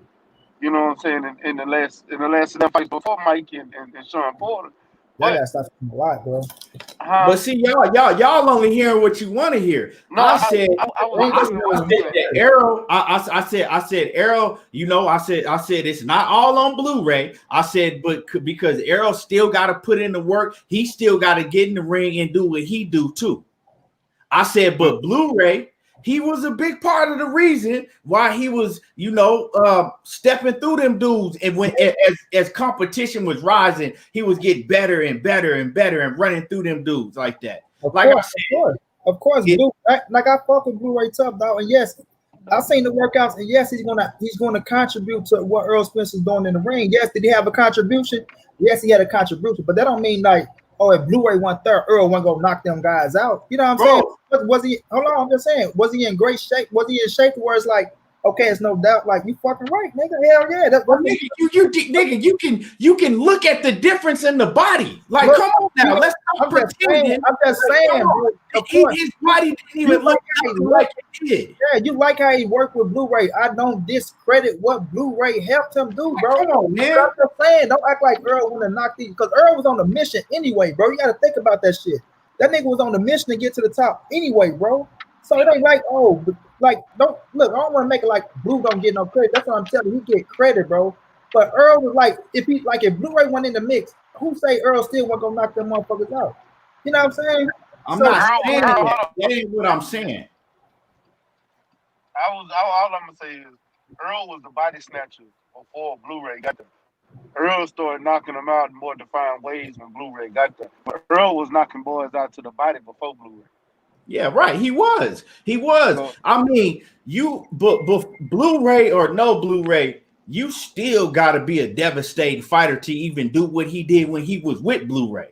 I'm saying is Blu-ray just implemented a lot more than what he already had in himself, what he already could do. He just maximized what he already could do. You see what I'm saying? That's all I'm saying. So somebody, like I said, 700 push-ups before you even start a workout. That puts you in a whole different mind frame. If you ain't never worked out, if you don't work out on a daily basis, that shit puts you in a whole different mind frame, knowing like this motherfucker's not finna touch me. I do 700-800 push-ups before I even start my workouts. And you think how strong your core gonna be? Huh? You know how strong your core gonna be?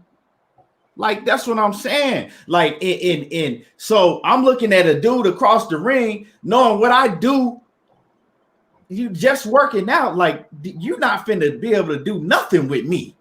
Like, come on now. I'm finna bully the shit out of you. And that's his whole, I think it just put his whole mind frame in a whole different, place.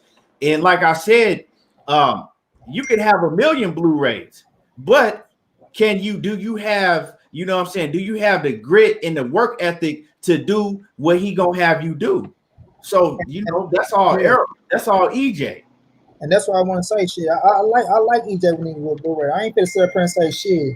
Nigga, I want them niggas to link back up. You know what I'm saying? But I don't think Blue going about it the right way. You know what I'm saying? Like shit, you gotta wait for the call, bro. And then like what we seen on and I fuck with him, but what we seen on Fred shit, that ain't gonna get it, homie. That ain't gonna get it. And him. It ain't too much like that. You have to check it out. I gotta go watch it myself. Like I said, I ain't gonna get it. I'm not. It ain't never. Yeah, but it's like we gotta, you know what I'm saying, holler at him. But at the end of the day, Earl gonna be Earl. That's why that motherfucker looking in damn good shape now. We'll see what go on with Danny Garcia. You know what I'm saying? But at the end of the day, I respect both of them Negroes. They need it. Whatever little situation going on with them, they need to hash that shit out. And I don't even want to even get on that shit, but I don't even think it's no situation. You just Earl will call you when he call you, dog. You know what I'm saying? Yeah. But it's gonna be a hell of a fight this Thursday, though. I see Earl. Young Marlo, what's good? Young Marlo, what's going down, bro? Marlo TV, what's happening with you, my dude? Yeah. But how many days we'll wait for? We about to find out. But let's talk about that undercard though, because that shit ain't about that nothing. Shit trash. Let me look it up. Matter of fact, to be exact. So like they always put it that's one thing. Stay ready. Man, I don't know how you feel about that, but I'm sick of PBC putting on these pay-per-views with these Fox. Right. Showtime do their thing.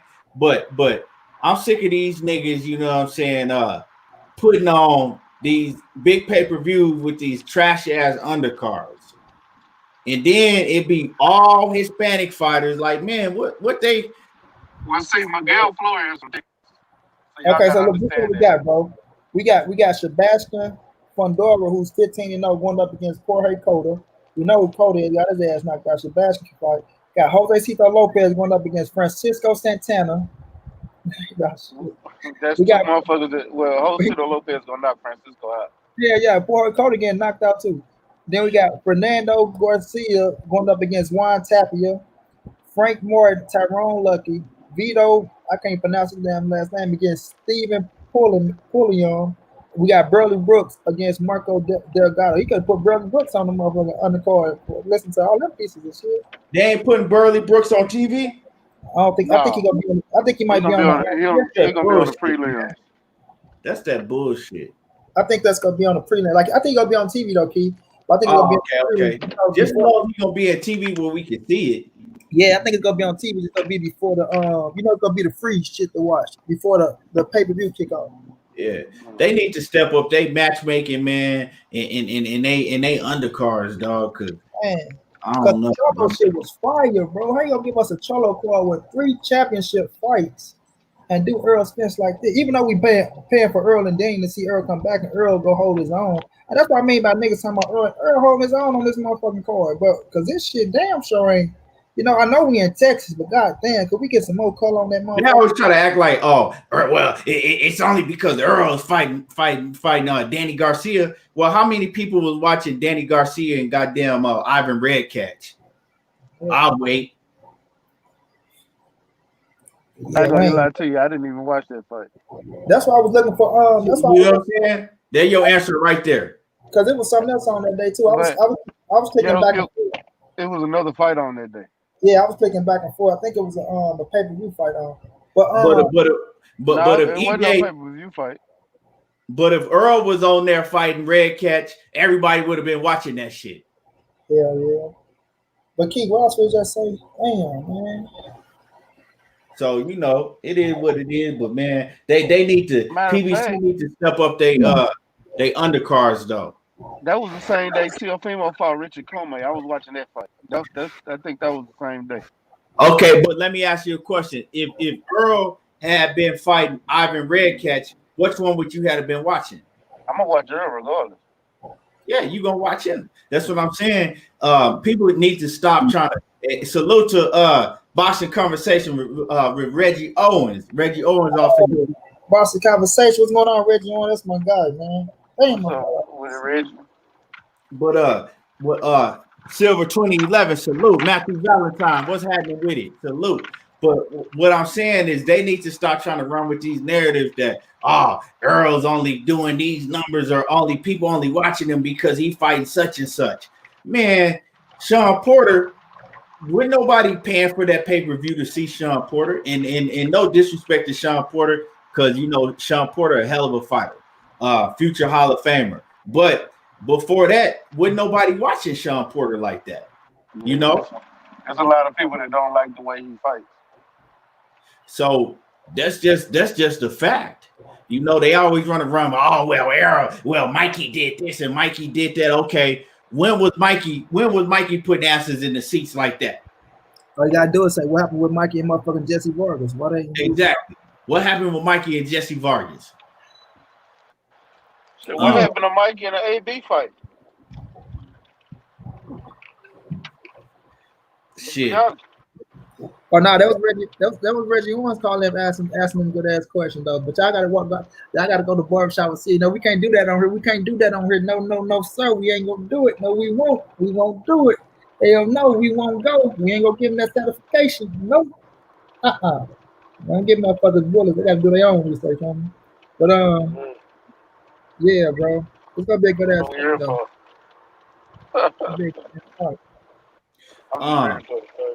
Yeah, man, I'm ready for the fight this weekend, man. It's but what really something that we don't talk about is what I hate in boxing right now is when you get these fighters like Errol Spence and even Bud now, even Bud Crawford since he started, making more money. You only see these niggas fight once or twice a year at the most. I don't like that shit, man. It's like back when we was coming up, back when we was getting to see in the 80s and 90s and shit. We was getting to see these guys fight, frequently. We ain't have to see one of our favorite fighters fight, and then you can't watch them until the next year fight again. I don't like that shit, man. No, we only saw Roy fight twice. Roy? We only saw Roy fight once or twice a year. He didn't fight. Well, I know that. When later on in Roy's career, he was fighting 3 times because Roy went to heavyweight and then dropped back down within a matter of 5 months and fought Tarver. Yeah. He only took 5 months. Yeah. And then let me see who else was. I think that was Mayweather's thing because Mayweather only fought once twice a year. My bad. Lucia Johnson off in the building. My bad. Cassandra Mason off in the building. I seen you earlier. Cassandra, what's salute? Yeah, man. How y'all doing, Queens? That should be kind of bittersweet. You know what I'm saying? Like when you watch some of these fighters, and then as soon as the fight over, I'll be thinking like, damn, I'm gonna have to wait till next year to see this nigga again. Like, and then you got to talk about it, and then they don't fight until, man, I hate that shit. Them niggas getting too much money nowadays. It's the promoters, and I think what it is the promoters. They don't be wanting to pay them like that because they like, damn, we just paid them 10 plus or whatever. They gonna have to sit down for a minute. Right, but just think back in the day, shit, them niggas getting like $2 million. Like Buddy was saying, shit. Back in the day, you already had an option to say, sorry, y'all. You already had an option to say, shit, I want this fight or no. When he say, shit, nigga, he's like, nigga, okay, if you don't call, if the nigga ask, if they offer you 10, let's just say, he's like, say they offer you 20. They say, they call you, hey, you want the fight? Oh, no, I think about it. They call this motherfucker, hey, what's up, man? He say, if they offer you 10, they'll call him like, hey, we got 8. And he say, you think them motherfucker ain't gonna jump on that 8? Like, shit. He like, shit. Back then, it wasn't no games, you know what I'm saying? Like, motherfucker was hungry. So, but hey, y'all gotta think. But let me say this. Tyson and Holyfield, they was fighting at least 3 times a year. And they were getting 30, 40 mil a pop.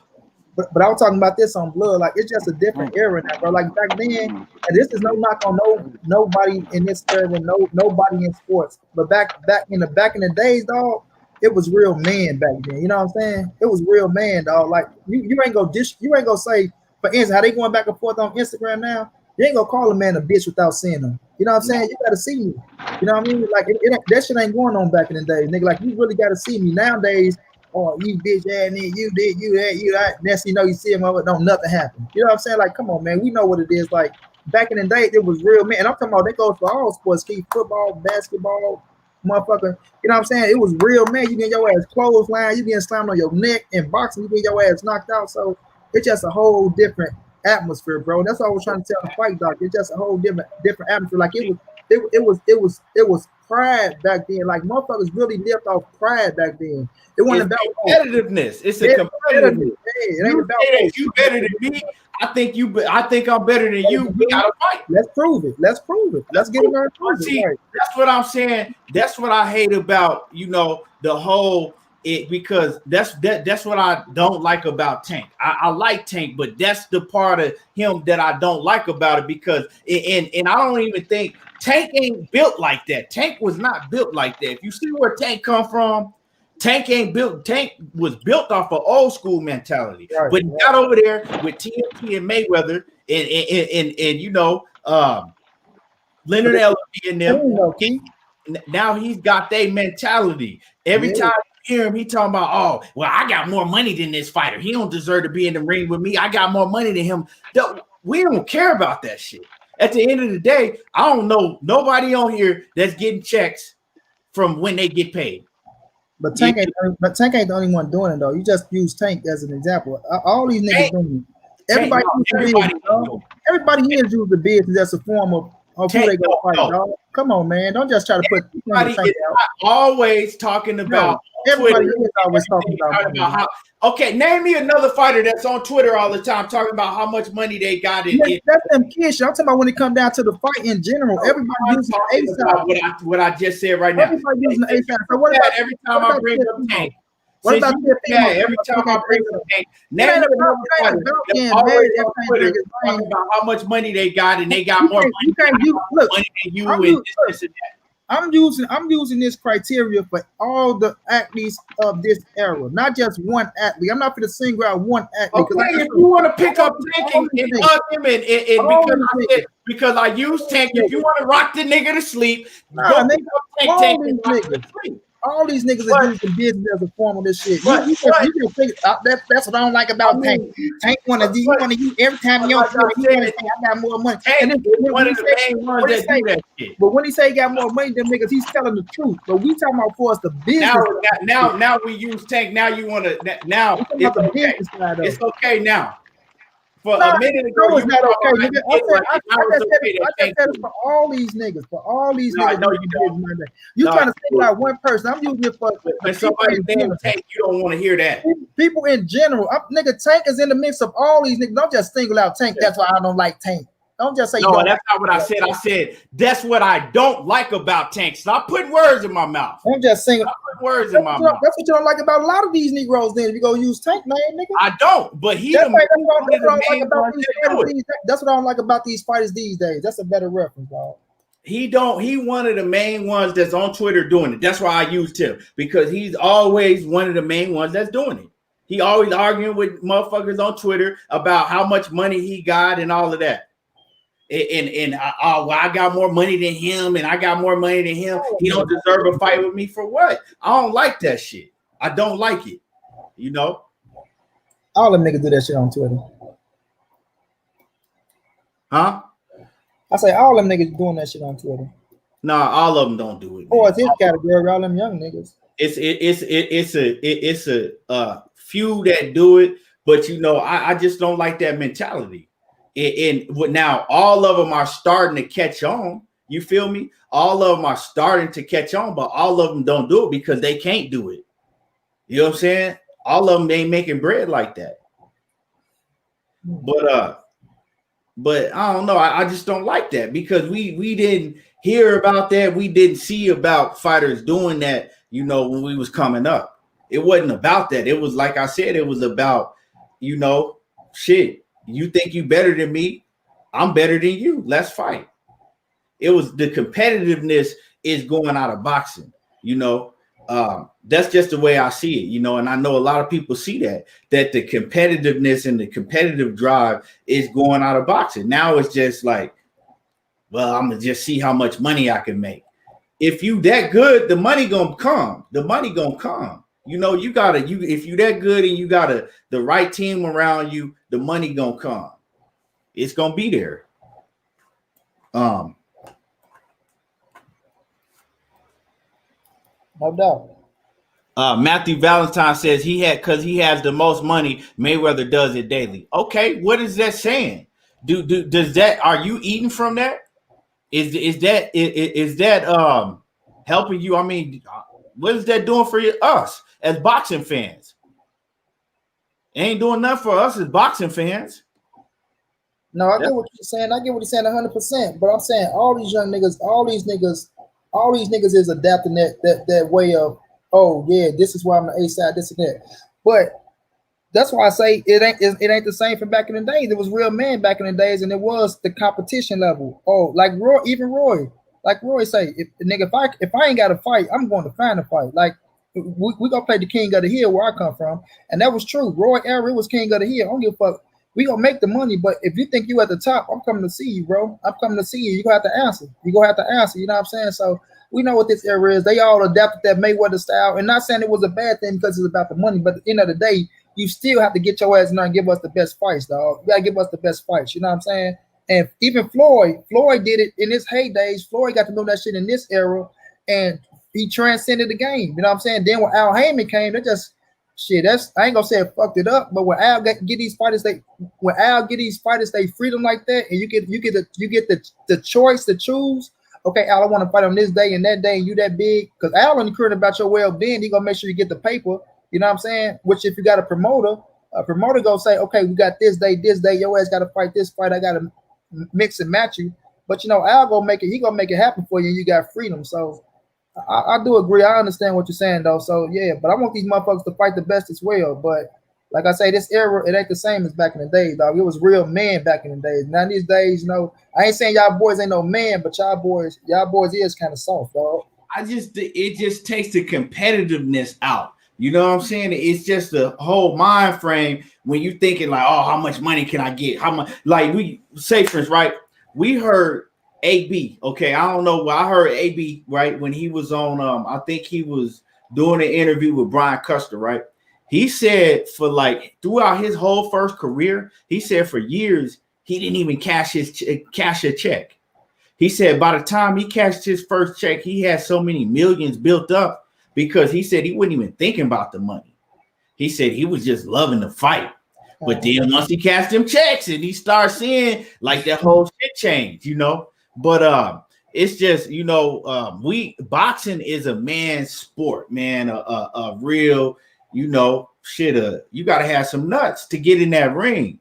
And that competitiveness is just what I'm missing, you know. It's still, we still got cats that got that competitive drive. You know, we got cats like Wilder and Errol Spence and Terrence Crawford, and we still got, you know, cats that's been in big fights, but still got that competitive drive. Everybody like to use, well, Mayweather, you know, Mayweather did it, and Mayweather, nah. Mayweather, he didn't do it until Mayweather already had a long list of motherfuckers that he had beat and whooped before he started doing that. Mayweather built his way to that. Now these niggas want to do that. You know, they crawling. They trying to run before they can even crawl. Like they trying to do that before you even really fought anybody. You know, do what Pretty Boy Floyd Mayweather did. You know, get that up under your belt, and then it's cool. But if you ain't really fought nobody, why are you on Twitter and this is for all of these dudes? Why are you on Twitter and Instagram arguing about who got the most money? Shit, the last time I checked, you ain't supposed to talk about how much money you got because the motherfucker gonna come begging. Shit, you know what I'm saying? Hey, real talk. I had to sit back and listen to y'all on this. But I'm finna jump off KT. Yeah. I'm like, damn, you still alive? Yeah, I'm still here. I was just listening because y'all was going in. Yeah, you know how when y'all go back and forth. So I just, you know, I stepped out of that one because I was already a part of that same argument once. I said, you know what? You remember last time we had brought up Tank? It's always the same shit. It always got to be with Tank. Tank gonna come in and say, Money gonna come in and save Tank every time. You ain't finna talk about my Tank. Hey, that's the key word. You want to see, you want to get Money fired up, say something about Tank. Hey. Matthew Valentine said it was business back then, just no social media. But see, them dudes back then, they wouldn't really, like, when you didn't want to let nobody know how much money you had. Like, you never heard none of them dudes ever talking. You knew they had money, but you never heard, none of them dudes ever in no interviews or none of that shit talking about how much money they had. Because like I said, when a motherfucker think you got a lot of money, they gonna ask for a lot of shit. Yeah. That's just what it is. They gonna get to beg. Right. But man, I'm gonna get up off of here, man. I gotta get in this damn job. I'm gonna fuck with y'all later. Stay ready. All right, bro. Salute to you. Stay ready. Let them know where they can find you at before you get up out. Man, y'all come find me right here at Stay Ready Boxing TV on YouTube, man. Y'all check in, come tap in with your brother. You know what I'm saying? Because we always got something. I got my Channel of Love coming this Sunday, so y'all come fuck with me. Oh, hell yeah. That's going to be lit. For sure. Yeah, all right, stay ready. And y'all go subscribe to Stay Ready Boxing TV. Already, man. Appreciate it. Already. Yeah, but man, it's just the whole fight game, the mentality of the whole fight game, man. It's watered down, and it make it look bad for the few that we still do, got in boxing that really still got that competitive drive and nature. Even with the situation with Errol Spence and Bud, like with that situation, dog. It's kind of like I thought, but we know that Bud is a dog, right?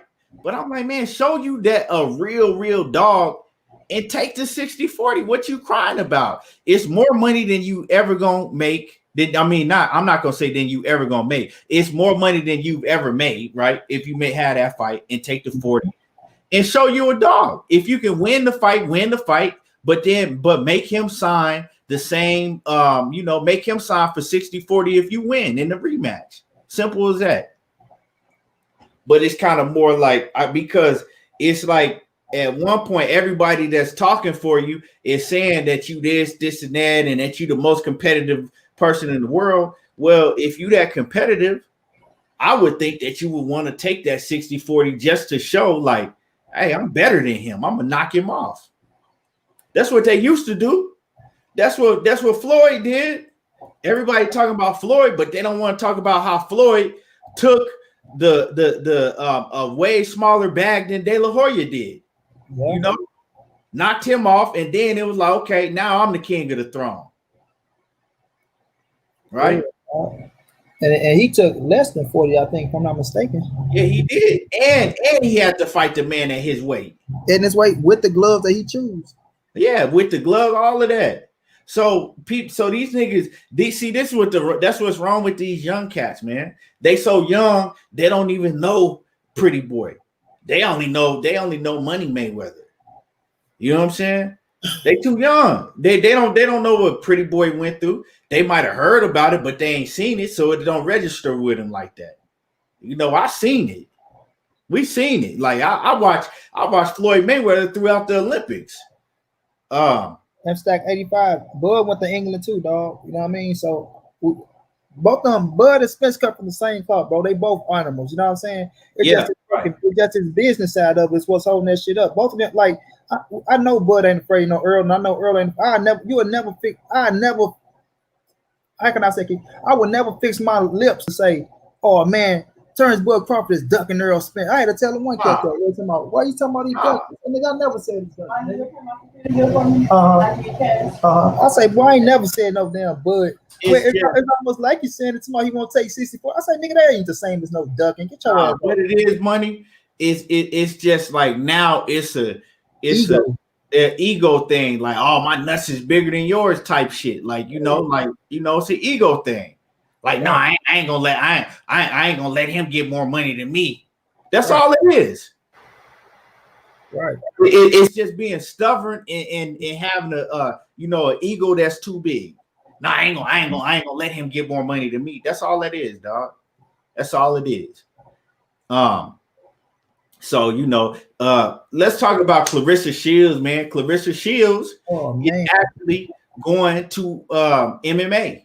Clarissa Shields, she signed a deal with let me see, man. Hold on. Clarissa Shields signed a deal with MMA company. It's called let me see. Hold on. I got it right here. The PFL. She signed a deal with the PFL. It's an MMA company, right?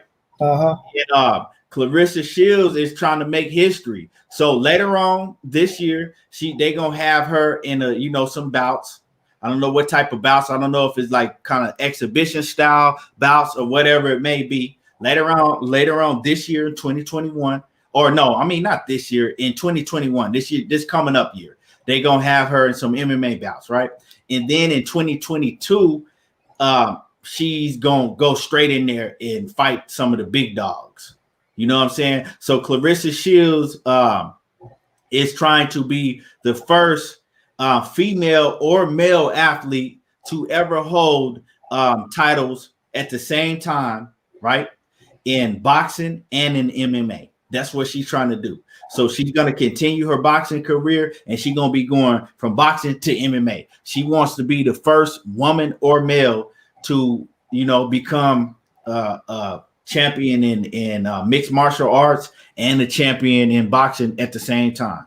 I know I've been seeing a lot of hate from this, right? Oh, well, she thinks she's this and this and that. But just like me and Money was talking about earlier, right now, just like we got done talking about, that's the competitive nature in her. You got to give her respect for trying to do some shit like that, right? You can't knock somebody for trying to do great things that's never been accomplished.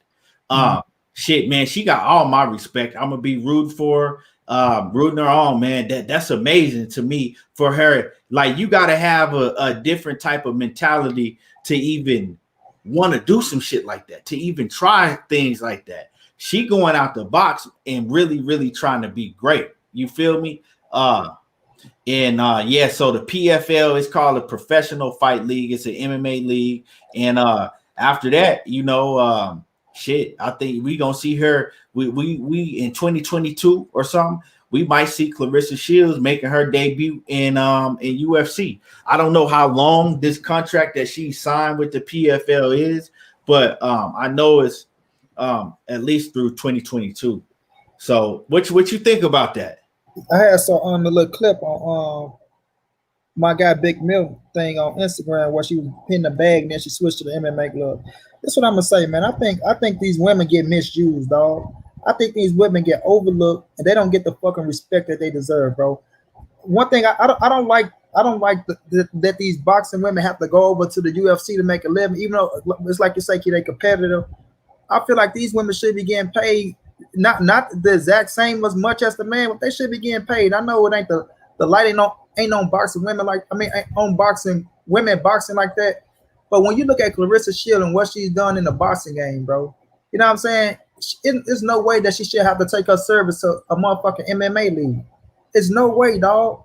There's no way. This woman is a fucking 2-time gold medalist, bro.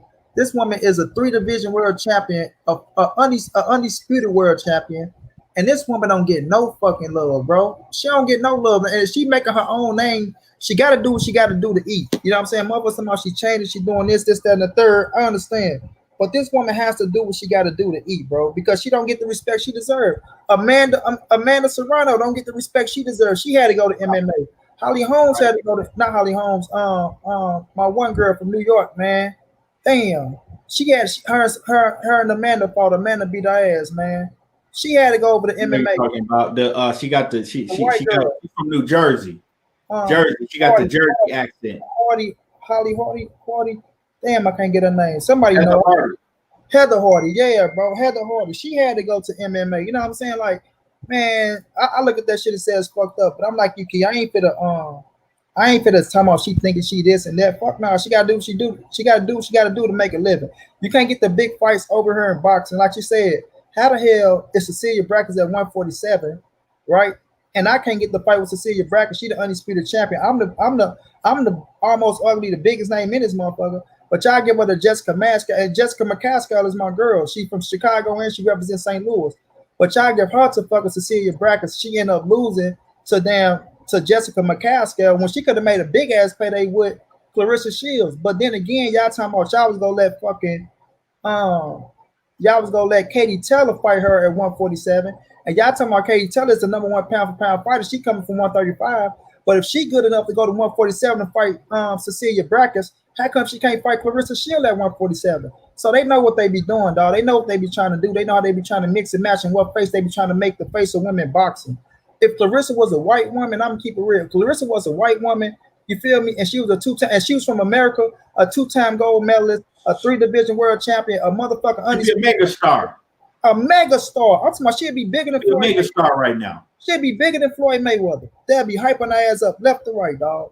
But it's because of who she is, especially where she come from, Flint, Michigan. You know what I'm saying?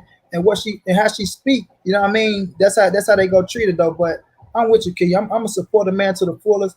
Whatever that sister got to do to go make $1 to feed her and her family, dog. I just don't want her to get hurt in that goddamn MMA shit because it's a different round. So I'm quite sure I'm like you, Key. They gonna start off standing up on her feet. Go let her get her feet wet in that shit. They ain't gonna start off too tough. And then right. Like I say, somewhere around 2022, if she really serious about it. If she really, because she can get into that shit and be like, you know what, I don't think this for me, you know what I'm saying? But if she really serious about it, you know what I'm saying, going to there, get you some type of wrestling background, you know what I mean? And then after that, shit, let's see what you can do. But I just don't want her to get hurt too damn bad. But I'm all for it, man. Whatever she do, I'm gonna support her in it, dog. Yeah, and she talked about that too. She talked about, MMA treating the women way better than they do, in boxing. And it's true. We see it, we see it. Like I said, I'm just I'm all for it, man. I'm all for it. And I seen I forgot who. Let me scroll up the comments. I seen Silver. Let me see. Wait. Let me see. Hold on. I missed it. Silver. Sylvester 2011. I seen him say that she should sign to the Zone. And the thing is, if this is what's gonna happen if she signed to the Zone, right? Eddie Hearn gonna play her. Eddie Hearn is gonna keep her away from Katie Taylor. Right? He gonna keep her away from Katie Taylor because he know what's up, right? That's his big cash cow as far as in women, right? He's not gonna let her. They'll lure her over there, promising her, a fight. The same shit. What's gonna happen to Clarissa Shields if she go to the Zone is the same thing that happened to Luis Ortiz when he went over, to Matchroom chasing Anthony Joshua. He never got that fight. They promised him Anthony Joshua, Key. Actually, to tell you, if you didn't know, Clarissa Shields has fought on the Zone Network a couple times. She's done business with them before. But they're not trying to get her in there with Katie Taylor. They're not trying to put her in there. Or what's the girl that she, fought in the amateurs? Delphine. No, not Delphine. Savannah Marshall. Savannah Marshall.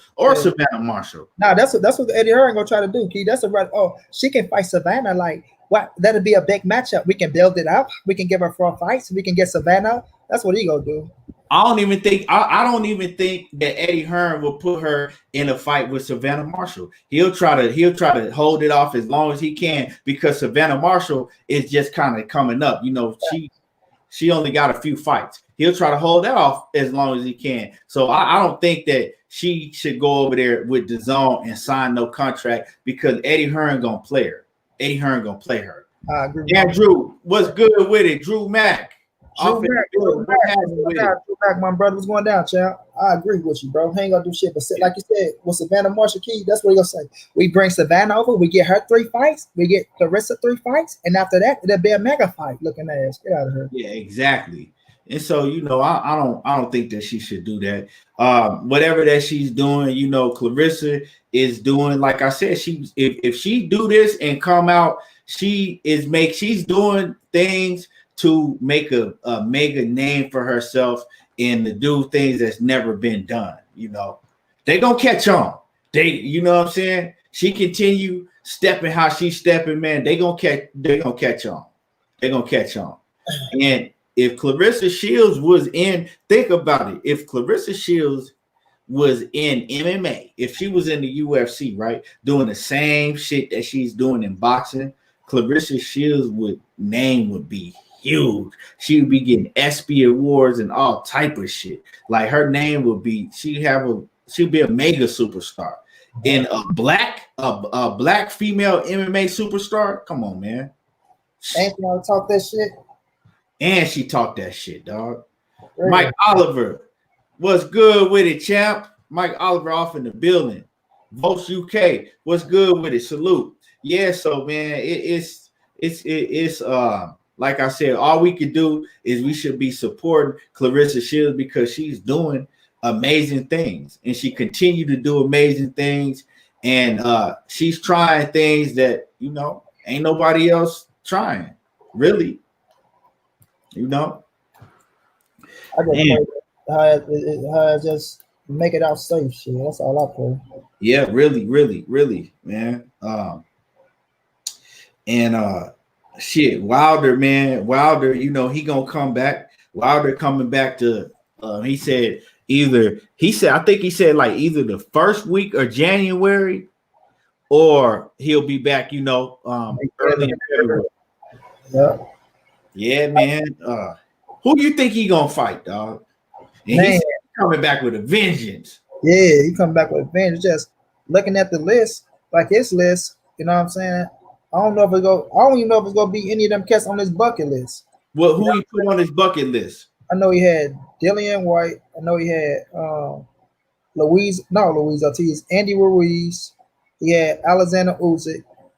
And he had the dude that just beat Kornacki. That might be a realistic right there, though. It's probably Hellenius. It'll probably be him because you got to think Dillian White don't want none of that smoke no more because Wilder ain't got no belt no more, right? He don't want that smoke. He don't want that smoke, right?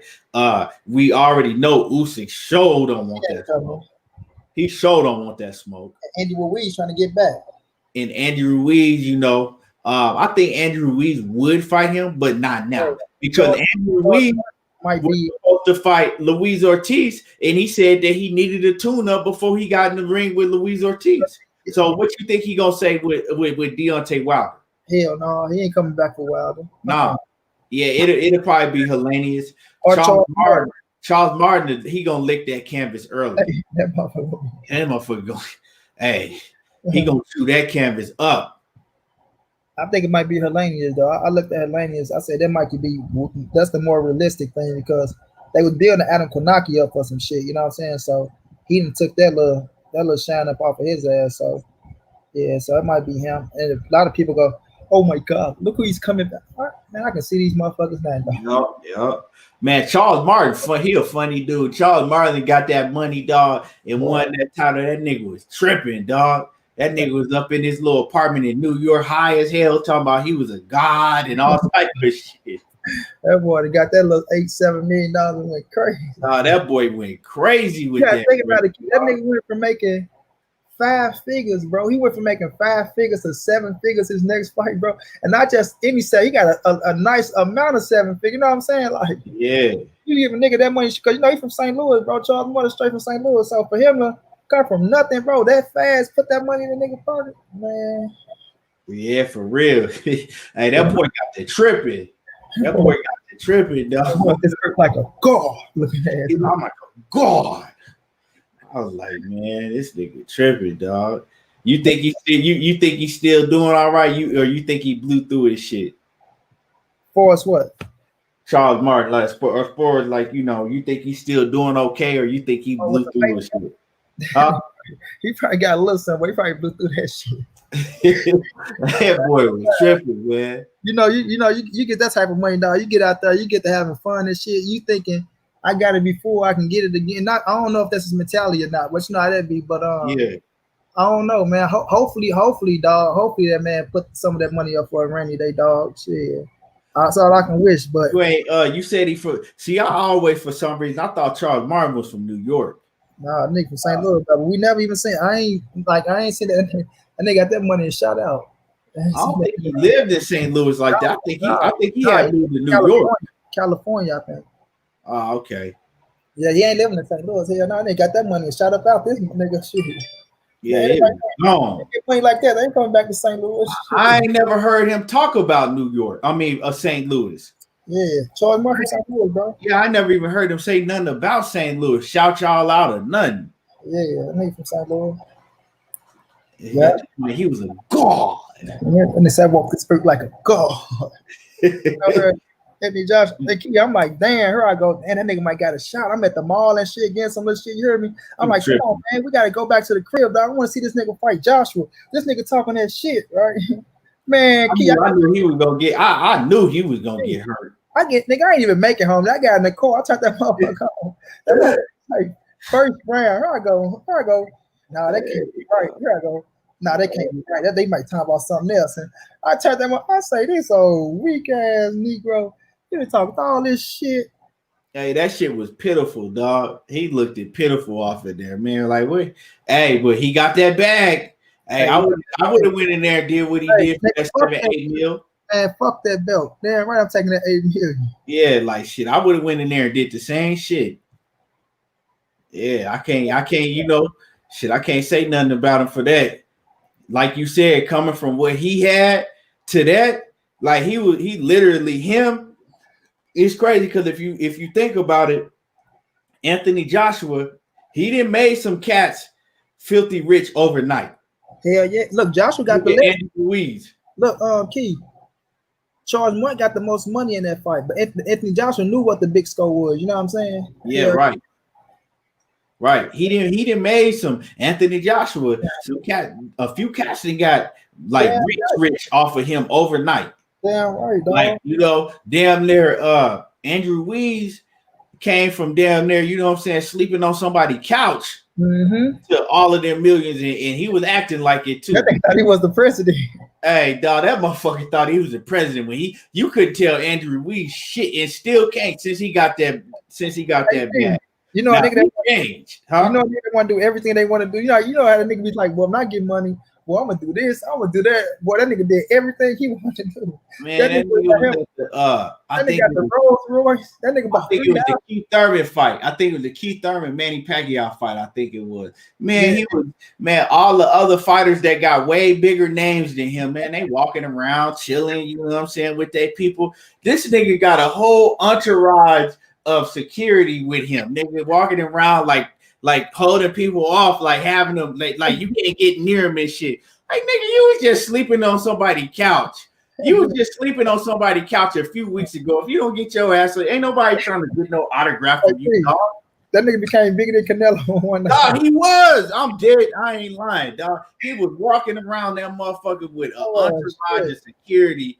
You know what I'm saying? He walking around there like, nah, hold him off.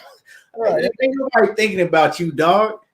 I'm talking about you had Errol Spence up in there. You had the Charlo brothers. You had you had AB up in there. I mean, everybody that you could think of. Then you had all of the celebrities up in there. He the only one walking around with security and shit. Nigga like, British walkers to Gucci's overnight and shit. Looking at dog. I'm like, yeah. I seen that nigga. I said that nigga had a Rolls Royce, bro. That nigga had the big boy chain. That nigga had the Jerry curl. That nigga had the glass. I was like, that nigga. He was the definition. Andrew Ruiz was the definition of a nigga acting like he ain't never had shit. That's the definition. Go look at Andrew Ruiz Jr. Oh man, that nigga Andy switched up in one night. Hey, that nigga knew he had another check coming up. He like, shit. Yeah, man, he did. I got another nigga. He got that bread and acted the damn fool for real. Hey, I don't blame him, dog. Hey, you gotta think about where that nigga came from too, though, bro. Like, and he remind me of this cat. He remind me of one of my partners I know. That nigga get he get like a $4,000-$5,000, man. You can't take. He think that's you can't tell, man. He jumping up and he acted like, man. Nigga, y'all want to drink champagne? Nigga, we drinking Moet. Nigga, what you Man, man, and I always said to myself, I was like, man, if this cat ever really gets some real money, he ain't gonna know how to act. You hear me? He one of them, man. I always said that to myself, man. Don't let if he ever gets some real money, man, he gonna act like he don't know nobody. You heard walk past him. Come get him. Get him. He gonna be. Come get this grubby man. Get this grubby man away from me. Get him away from me right now. Come get him. Hey, Keith, they give him up for $20, yo, since you acting like that. For real, man. Oh, man, I'm trying to say, I know them type of niggas, dog. I got one, bro. Homeboy.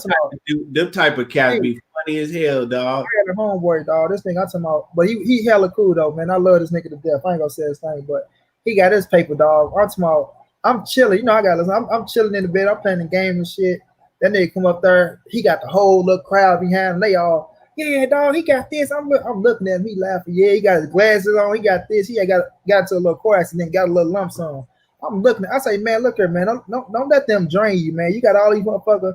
Oh, no, I'm good, bro. I know what I'm doing. I got it. I'm good. I'm doing right now today. That nigga on that motherfucker Facebook. Yeah, but when I had all mine, y'all ain't hear me. I said, look at this nigga. I told this nigga, don't let them They ain't got a dime. You can't even get a ride, nigga. Look at you. Nah, I know niggas, dog, to this day that still be talking about what they had 15 years ago, dog. Like, yeah, I hate that type of niggas. Dog, always say, but shit, nigga, back when I was back when I had this, and back when I was like, nigga, we talking about now, dog. Facts. What you got now, nigga? All that back in the day shit don't count to now, nigga. They want, what can you do for me now if you haven't noticed, nigga? Bitch ain't finna fuck you talking about, oh yeah, I used to have this baby and this, huh? Oh, that sound good. Okay. Yeah, okay. I got a nigga that bring that shit up, dog. Every time you get into an argument with him, he want to bring that shit. Oh, you just think back when I had got that. I'm like, nigga, what did you got now though? You always talk about back when you had. That's my nigga though, but man, you get in the argument. I ain't gonna say his name. Right. Every time we get an argument with it, he gonna bring that up. Back when I had. Yeah. That's like, yeah, Andy said, fuck it, I'm running through this. Yeah, that boy ran through it. He got another bag, though. Yeah, he do. He got one after that. Trill Boxing Talk, what's good with it? Black Fight Fan off in the building in the super chat. He say, let me post. He say, salute to y'all boys. If you coming to Dallas or in Dallas for the Spence fight, get your tickets to the LDBC meet and greet hosted by Devin Haney. He says, you never know who else gonna be there. Yeah, for real. And that's one thing. If any of y'all gonna be in Dallas, right, make sure that y'all get y'all tickets to the LDBC meet and greet. Man, them boys gonna have it lit. They gonna have it live. They gonna turn up. They gonna have a meet and greet with Devin and Bill Haney. So make sure that y'all is in hit up Black Fight Fan, or 78. They gonna let you know to get down. Yeah, man. I should have been in Dallas, man.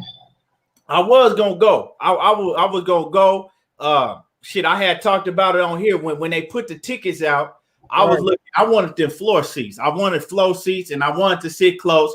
But at the time, they was making you pay. I think it was down there after all the taxes and fees. It was $3,000.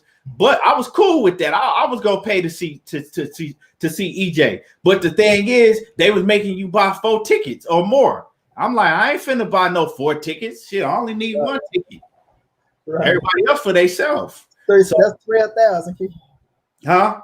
That's 12 bands. Yeah, that's 12 bands. I ain't finna spend no 12 bands. And then, hey, y'all want to buy a ticket? Hey, you gonna buy a ticket? You want to buy a ticket? Because you know how niggas do. Yeah, go and get the ticket. Go and get the ticket. And as soon as you get the ticket, you know what I'm saying? I got you. Right. Then when you come to them, like, hey, man, I got these tickets. You got the free. Oh, man, my old lady, my girl had said, man, my girl's tripping. I don't know if I'm going to be able to go. You know how niggas do. Or, oh man, shit, man, let me go and get it. Let me get it for the 1,200. Right. Boy, Boy, get the ticket for this. Man, you know you ain't paid no 3,000. Man, let me get it. Let your boy get it for the 1,200. You know I'm good for it. Or when tax season come, see, I got my taxes coming back. When my taxes come back, let me pay 1,000 right now, and then I'll pay you the rest when my taxes come back. Right. For real. Fuck that. Hey, Black Fight Fan said you get his for 1,500.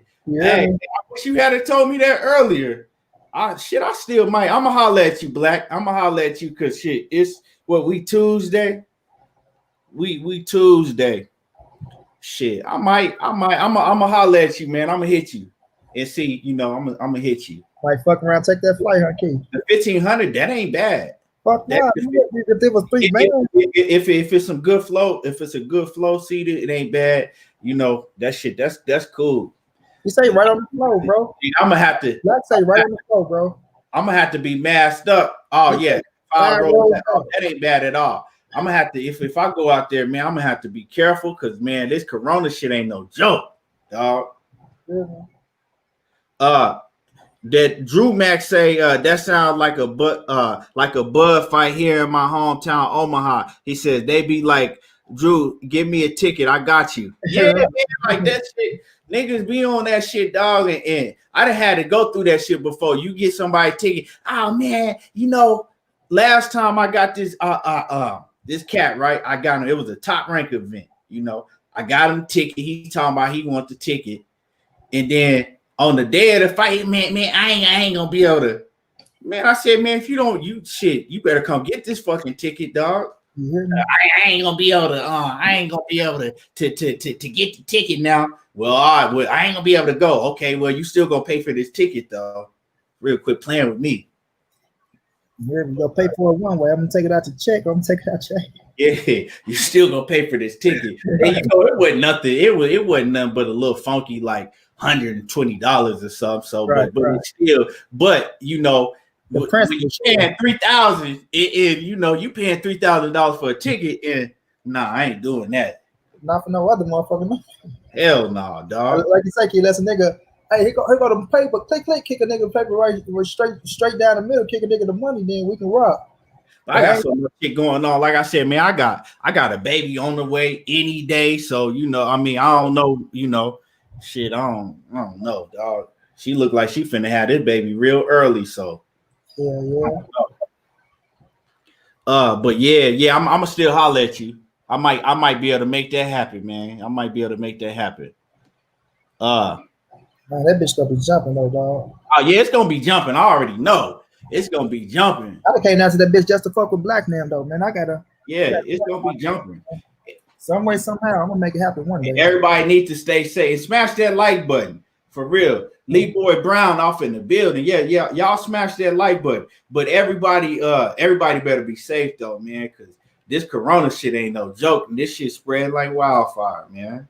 Yeah, they locked us back down in St. Louis and shit for a minute. Oh, Andrew, I appreciate that, man. I appreciate you. Yeah, they locked y'all. They talking about locking us down. They talking about they trying to put in an 8 o'clock curfew. It ain't went through yet, but they talking about it though. Man, they put a curfew in St. Louis. These people don't respect. These motherfuckers don't listen to them. Hell no, man. They put a curfew in. These motherfuckers meet downtown. Ain't nothing open. These motherfuckers just on the big ass lot. Everybody meeting up down there in cars. Just, I'm like, these motherfuckers. Ignorant as hell. Like you want to get sick. In 2 minutes, gunshots they get let off around this motherfucker, and everybody want to come down here. Y'all know something to happen. And like y'all motherfuckers going out their way to get sick. Facts, bro. Get sick or get their ass shot. Because it's gonna happen in St. Louis. I'm telling you. Let a crowd, man. You see a crowd over motherfucking 12 people. Something if it's over 12, now just think if it's over motherfucking capacity of 200, like something to happen. This little bitty ass city. Somebody could see somebody they don't like. A bitch finna see something, man. I ain't gonna even get into it, but yeah, y'all just stay safe, man. Stay safe. Hey, Black, I want y'all to have as much fun as y'all could, bro. Make it a monumental night, and please take videos, dog, because I know how y'all do it. Big dog status, man. I know that shit going down, nigga. Yeah, I seen the fire. I seen the fire. Yeah, I know they gonna have a good time. Oh man, it's Star Pack, bro. Let's just say it's big pack. It's Star Pack. It's legendary pack. That shit gonna be fun, dog. I wish I could be in the building, dog. I wish I could. I don't even really care about no stars. You know what I'm saying? I just, go to, shoot the shit with the niggas. Hell yeah. I gotta meet my big bro one day. It's gonna happen, though. I didn't met Black Fight Fan, man. He a trill ass cat. Oh yeah, you told me. Yeah. We met at the Errol Spence Ocampo joint. Yeah, you told me. Yeah,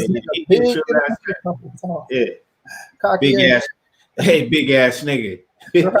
It's a big ass nigga there. Hey, I get around back. I know I'm straight. I'm talking shit to anybody. You a fool, Money. Get your hand off my girl. Hey, Black.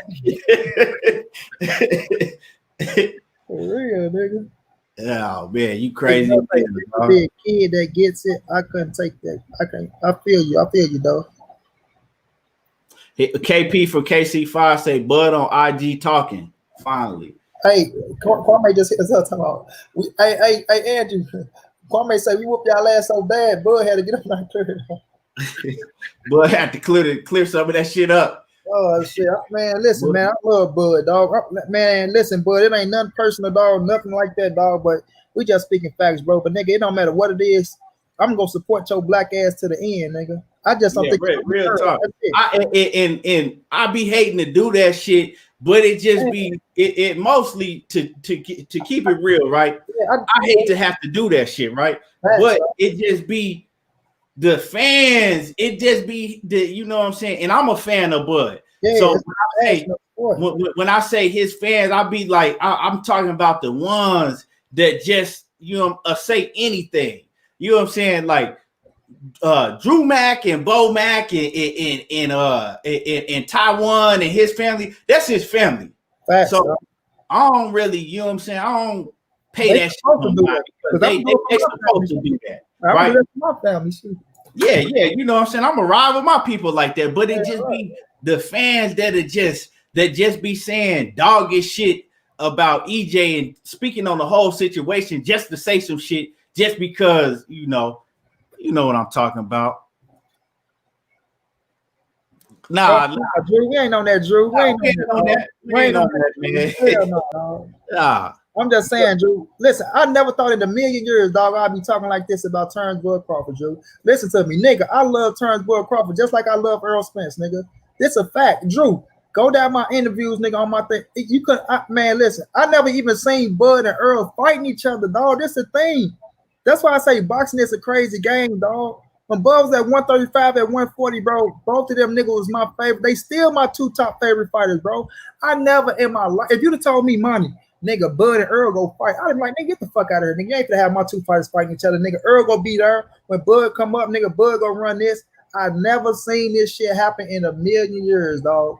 But when it comes to both of these Negroes, I gotta keep it real, dog. Like I said, if the shoe was on the other foot, I'd be talking about Bud as just the same. The EJ, your ass got to do this, that, and the third. You know what I'm saying? But, it's going to be a hell of a fight when it happens, dog. After that, them niggas going to be homeboys. They going to make, when it happens, it's going to make history, dog. And we going to sit back after that shit and we going to laugh about it. You know what I'm saying? Somebody going to feel a hurt. Somebody going to feel a pain. We all going to go through it. But, nigga, I'm going to still love both of them Negroes just the same, dog. Like, I fuck with Bud on the hunt. Like I say, I don't think nobody at 147 can beat Bud but Errol Spence. And I don't think nobody at 147 can beat Earl. But the only person that got a shot is Terrence Bud Crawford, dog. That's it. I don't think nobody else can beat them two dudes. They two animals, bro. They cut from the same cloth, bro. I know y'all say we grew up with Bud. We seen this. We just niggas. You in the count with him, you know what I'm saying? So you supposed to say that, Drew. And I know you ain't just saying it. You really believe that shit. That's y'all family. I know you really believe that shit, dog. But when you looking at us, the fans, and we looking at this nigga from this side, we looking at this nigga from that side, we gonna have our perspective on the shit. You know what I'm saying? And I seen some shit in EJ camp. You know what I'm saying? Not saying I'm all the way in the camp where I'm seeing this nigga spawn, but I'm close to the, you know what I'm saying? Got my little connection. So it's still love there, and it's love for Bud too, dog. And it's gonna be one hell of a fight. I just see some shit that I think EJ gonna take advantage of and what Bud can take advantage of. Like I say, I see it as a 50-50 fight. Me, I keep it 100. I see it as a 50-50 fight, but I think Errol Spence gonna win the fight, bro. Because if you ask me, Money, could Terrence Bud Crawford beat Errol Spence? You fucking right. And I'll say that on any post or anywhere. And in any video I got, you gonna hear me saying Bud can win because of so-and-so, so-and-so. So I ain't gonna sugarcoat shit, but I am gonna keep it real, though, how I feel. Yes, sir. Yeah, it ain't nothing but love, you know. Like shit. I was a Bud Crawford fan, you know. Not shit. was, Still is, nigga. Yeah, well, I'm saying was because I'm speaking back back in the day. Like I was a Bud Crawford fan before I was an Errol Spence fan, because I was a Bud Crawford fan before EJ even made his pro debut. Yeah. And that's some real shit. Yeah, but I've been following Earl since the amateurs and shit. But I keep it all the way true though. My first Bud fight I seen was against the British Prescott nigga, right? And they, they hyping Prescott up. This nigga that knocked out American, this, that, bang, bang. And I'm looking at this nigga. I'm like, what, this black motherfucker can fight. I'm like, God damn. I'm like, but my thing was because Bud was boxing his ass. I'm like, man, could that nigga move like this for all these rounds? That's what I was so intrigued about. I'm like, could that nigga fight like? I say, boy, ever since then, nigga, I've been on Bud from that fight all the way up to now. Never missed a fight. Bought every pay-per-view. And I'm not just talking, nigga. I can go on my television right now and show you Bud and American, Bud and Victor Postal. Pay-per-views bought on my television right now. And I'm gonna do a video just to show you, like, nigga, I ain't gonna miss nothing with Bud, dog. Follow Bud, fuck with Bud, and go buy some of the merch. I posted about he got some hard merchandise. I posted got that red and black jumpsuit. I'm still getting that bitch. That bitch cold, nigga. I had asked Taiwan about that. I had asked Taiwan. I was like, man, I need that joint. That shit go hard. That red and black jumpsuit so cold. Can you hear me? You got some hard merch for real. I'll fuck with that shit. Yeah, yeah. I'm getting that red and black jumpsuit, nigga. I'm getting that shit. I was on a little thing. I forgot. Yeah, you gotta send me that site, because I was asking about. I was like, man, I need to jump. Turn Bud Crawford, my nigga, dog. But I know Bud as a stumping ass nigga, and it's gonna be like, nigga, if you ain't fucking with me, if you know what I'm saying. But I don't know. I can be wrong. But that's what I say. We don't get to interview Bud and shit like that. So it's like, you know what I mean? But I don't care what that nigga say or how he feel, nigga. I'm gonna fuck with you till my motherfucking casket drop. Like, I don't care what you said about me. You ain't gonna discourage. I ain't no nigga like, some of these other cats that if something don't go my way or if something don't say this or say that, nigga, I'm gonna fuck with Bud until my motherfucking casket drop. And nobody ain't gonna change my mind, or ain't nobody gonna make me feel a certain type of way about it. Yeah, you know what I'm saying? It ain't like when we talk about shit with Bud, it ain't got nothing to do. Like, we don't fuck with him. Like, I fuck with like, you could tell Bud a real ass nigga. You know what I'm saying? Nigga, even though he don't come on and do interview, that's his business. I don't really care. Like, that ain't, you know what I'm saying? I don't really care about all that. But I'm just saying, Bud gotta fuck with his people somewhere down the line. I done met Bud. Y'all done see, I done met him on a couple occasions. He been shit. He always been cool when I met him. You know what I'm saying? He always been cool when I met him. But, like I said, when I talk about this boxing shit, I'm gonna keep it 100. I ain't gonna sugarcoat nothing. I'm gonna keep it 100, and I'm gonna say what I feel, and I ain't gonna say shit just to say it. A lot of cats, they just saying shit just out of pure hate, just to say shit. Don't bring no facts to the table. They just saying it. But yeah, man, I fuck with, like I said, I fuck with the whole squad, man. I fuck with y'all for real. I fuck with Bud along with. Like I say, it's one nigga. Hey, Andrew, tell your daddy, man, you need to stop messing with that one cat because he a fraud, dog. Look, I used to argue with that cat every day, dog, all the time. Like, but that nigga, he used to ride Earl so hard. I be like, hold on now, bro. You ain't finna just shit on Bud like he ain't nut. I'm just saying, what do Bud? I'm like, nigga, Bud got the best skills in boxing, nigga. Bud is the pound. Bud ain't no number one pound, but he said right now, yeah, that nigga Monnie, he put it in my head. He forced me that Bud was the number one pound for pound. Now, I agree. I know you is gonna agree, nigga. But now you over there, yeah, Bud, go do this to EJ. Bud, like, man, you a turncoat and you trying to find somewhere to get in, dog. Get the fuck out of here. But, nigga, I'm gonna ride for Bud to the end. I don't give a fuck who don't like it. No matter what I say about him and this, that, and the third, nigga, whenever Bud fight, and if that nigga name ain't Errol Spence, nigga, Bud gonna beat their ass. And that's a fight. As far as the fight, everybody know. Like I said, I think EJ gonna run him down.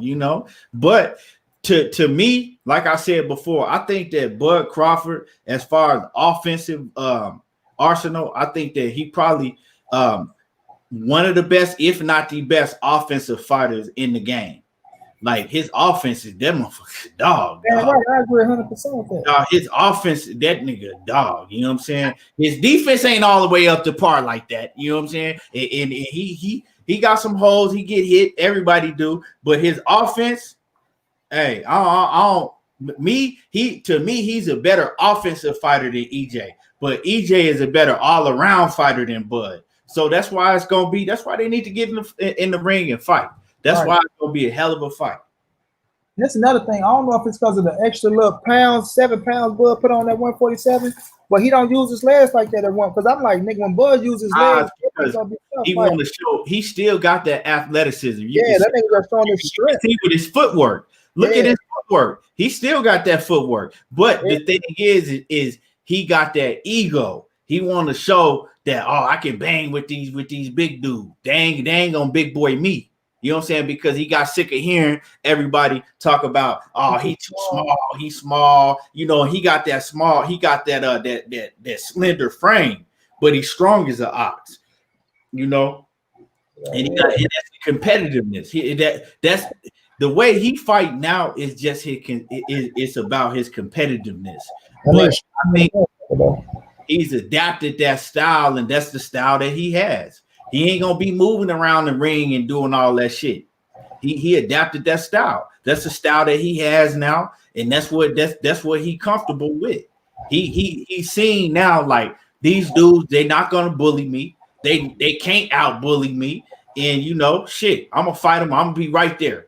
However you want to do it. If you like it, I love it. That's what's gonna get you. You know what I'm saying? That's what's gonna get you fucked up when you fight EJ. That's just how I feel. But EJ not gonna run over him like that. You know, it's gonna be a close fight. I'm gonna keep it real. I don't see no, like I say, man, that fight gonna be so fucking good, dog. We gonna win it again. And like you said, Bud might be able to beat him. You know what I'm saying? I'm picking EJ, but I'm not finna be shocked if Bud can beat him. You know, it's one of them fights like that. It's one of them fights because you got you got two alpha males, you know what I'm saying, and you got two real dogs. You got two real dogs that is gonna go in there and really let their nuts hang. You know what I'm saying? You got two real dogs that's not finna see one of them fold like a Kell Brook. You ain't finna see that. You know what I'm saying? You ain't finna see now one of them take no knee and kiss and do the Colin Kaepernick like Daniel Dubois was doing. You're not finna see that. They both dogs. That's right. So in order to get a W against either one of them, you really gonna have to beat them. That's you feel me? Yeah, that's what I say. It's gonna be like what I'm gonna say is like what scared me with Bud and Earl is that when Bud punch with your ass, dog, because Bud will get inside your chest. You know, Bud good with getting inside your chest, bro, and being inside your shit while you outside. He inside. He said, man, look, you see what Kwame said? Oh yeah, I seen when he had tagged us in it though. But we over cooking though, Kwame. Did you do? Can we go back and see it? Y'all should have screen recorded it in, bro. He said y'all missed it. He said Bud went on IG to clean up that fire ass debate y'all had yesterday. Yeah, I mean, it is like I said, that shit ain't nothing personal to me. We do this shit like I do this shit in my sleep. You know what I'm saying? We talk, man. I've been talking boxing my whole life. Shit, like I said, I get into it with some of my niggas. People be watching. They think we finna throw hands, but we just talking boxing. I mean, I whoop Keon ass so much, I gotta make him better. You know what I'm saying? Man, you ain't never. He ain't fucking with me on them. We gonna go at it. I whooped this boy ass so much, I gotta make him better in some aspects. Hell no. But hey, you know, that's what we do. Right. That's why I say y'all don't, man, this nigga be behind the scenes arguing, nigga, going at it.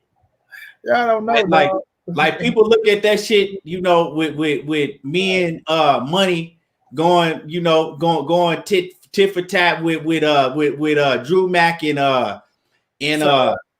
Taiwan. Shit, we go at each other's neck all the time behind the scenes. Right. I just don't know. You know what I'm saying? Behind the scenes, all the time. Right, nigga, we get y'all ass must see TV. Y'all don't even. We be like, damn, nigga, we should have had that shit on the motherfucking line. That's why I say it don't be nothing personal. Shit, we just don't, you know. But see, that's the thing about real niggas, dog. Like, we can talk this shit and put that shit behind us, nigga. Because at the end of the day, like I said, I want to see both of them niggas win. I want to see both of them niggas go home and take care of their motherfucking kids. Because that's what it's all about, nigga. Like Drew said, as long as nigga living and take care of the future, because that's all. Only thing you leave behind when you leave this motherfucker Drew is a name, nigga. You ain't taking none of this shit with you.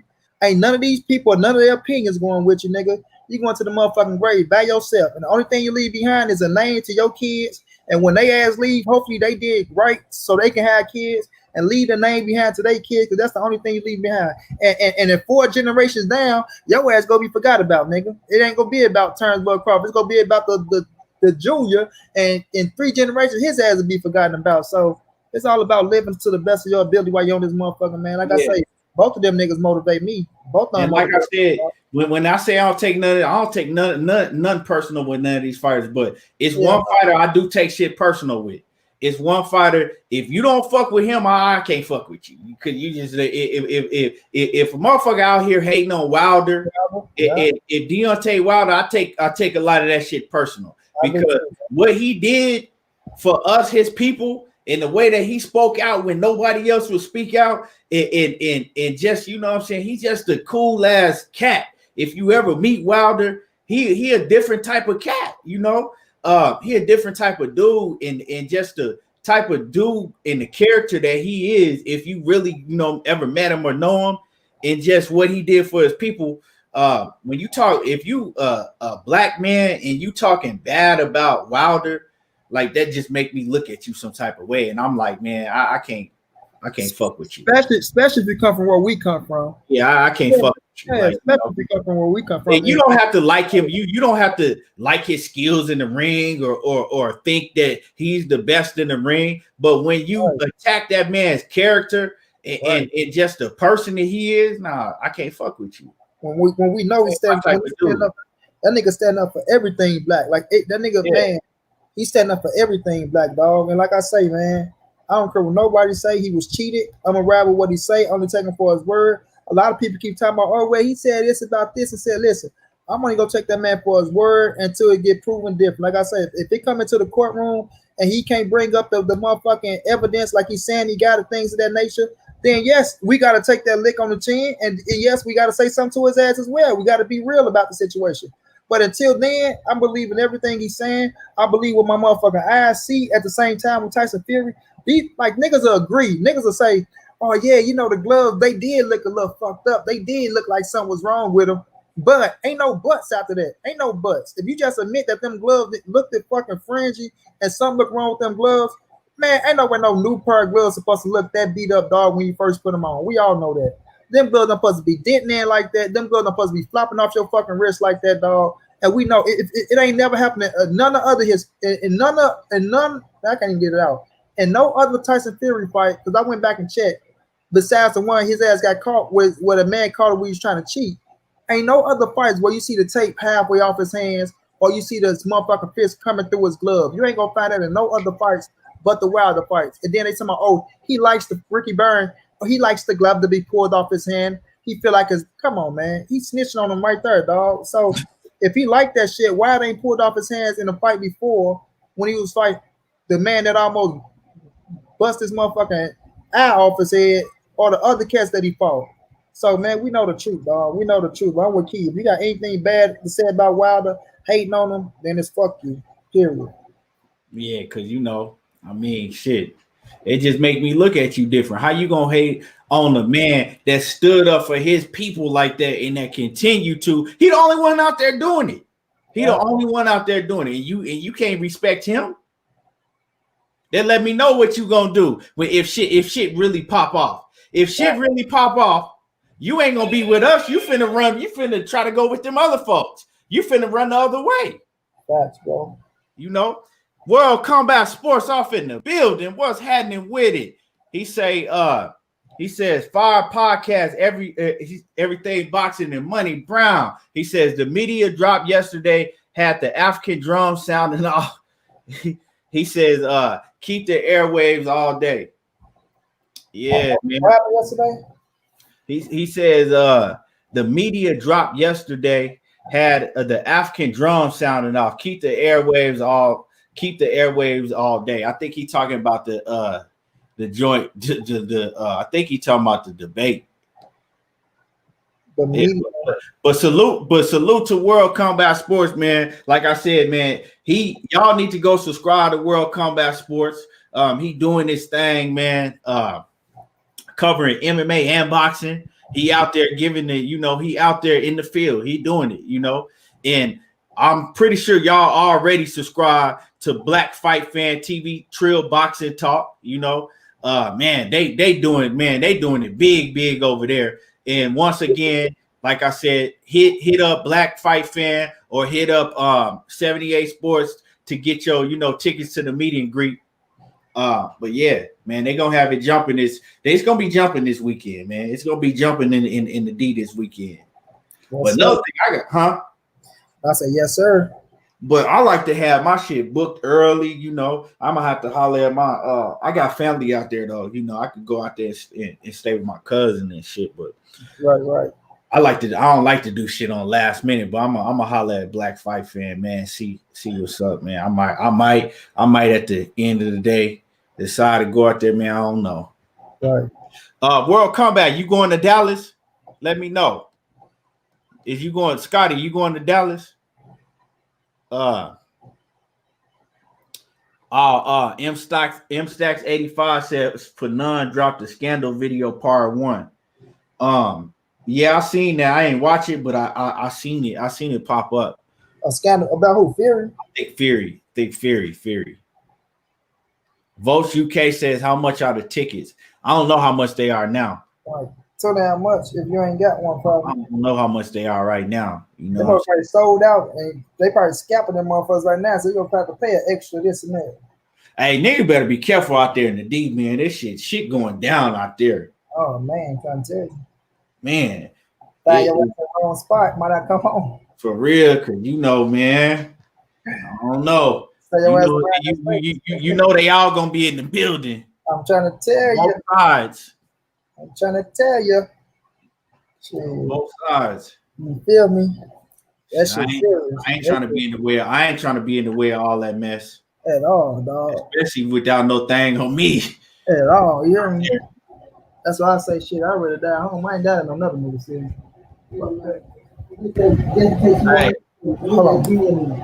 Hey, Drew Mack says the debate was 100. He said you've been hearing about it ever since they was live. Yeah, that's what we do, man. But like I said, it's all love, and that's how we supposed to do. Yeah. That's how we supposed to do, Drew. To set an example for these motherfuckers out here that ain't got no common sense, or they doing all this stupid ass shit, cussing motherfuckers out and shitting on one party. Yeah. They ain't getting no goddamn word. Mother talking and say, well, this and that. Well, unless you know end with, let me see your punk ass at the fight. Let me see you. Yeah. Hey, all this stupid ass. All that extra ignorant shit that and at the end of the day, it's like, for what we talking? All we doing is talking boxing. Right. But I will get on the nigga helmet real quick that think he can slide in some comments and get hella disrespectful and I'm up for some of these cats be taking it way too far. They get on them Facebook, they get in them Facebook groups, dog, and get to talking slick. You know what I'm saying? I don't know who they talking to. Yeah, I'll slap the teeth out your mouth. But it be the cats, the ones that really get disrespectful and just talking real reckless, be the same cats that you never gonna see. You never gonna see these cats, come outside. You never gonna see them and you never gonna see them at none of these fights. You never gonna see that. It is what it is, man. Anything else you wanna touch on before we get up out of here, Money? Nah, man, this is a cool straight live. We went for 2 hours and 32 minutes. We can say something for tomorrow, man. I just appreciate everybody for coming through, showing love, rocking out with us, man. Drew Mack came back through. Bo Mack always stopping through, man. That's real shit. Cause y'all ain't got to do that shit. You know what I mean? Y'all got real business. Y'all can take care of. Bo Mack definitely got some big shit he can take care of. So y'all just come through, man, showing love like that, man. We appreciate that. For the people who come through, show love, man. Always rocking out with Man Key. Continue to support, man. Like I said, we got some big shit for y'all in the making. We go get down. We go touch on it where it's gonna be a beautiful thing. We gonna keep grinding it out for y'all, man. Bring y'all some of the most realest and trillest boxing talk. You feel me? It's gonna be real around these sports, whether it's hurt a few people feelings or not. You know what I'm saying? But y'all keep on supporting, man. Follow me at Monnie Brown TV. Follow me on Instagram at Monnie_the writer. Saturday gonna be a beautiful day in boxing. You know what I'm saying? Just want both of these dudes, not just both. I want all the fighters to make it out safe and make it home to their family because it's the whole court. But we gonna enjoy Errol and Danny, man, and we gonna be back as fight week. You know what I'm saying? And y'all just keep it trill, keep it real, and y'all know what it is with me, man. Big dog status, man. Yes, sir. And y'all already know how I do, man. I appreciate everybody in the chat. before y'all leave out, make sure that y'all smash that like button. If you're not subscribed to the channel on YouTube, make sure that you go to YouTube and subscribe to everything boxing and sports. And yeah, and salute once again to, you know, the trio. Salute to World Combat Sports. And man, y'all already know how I do. There you go, talking that boxing again. I don't watch reality TV. I watch boxing. I appreciate all y'all. We be back tomorrow. We out.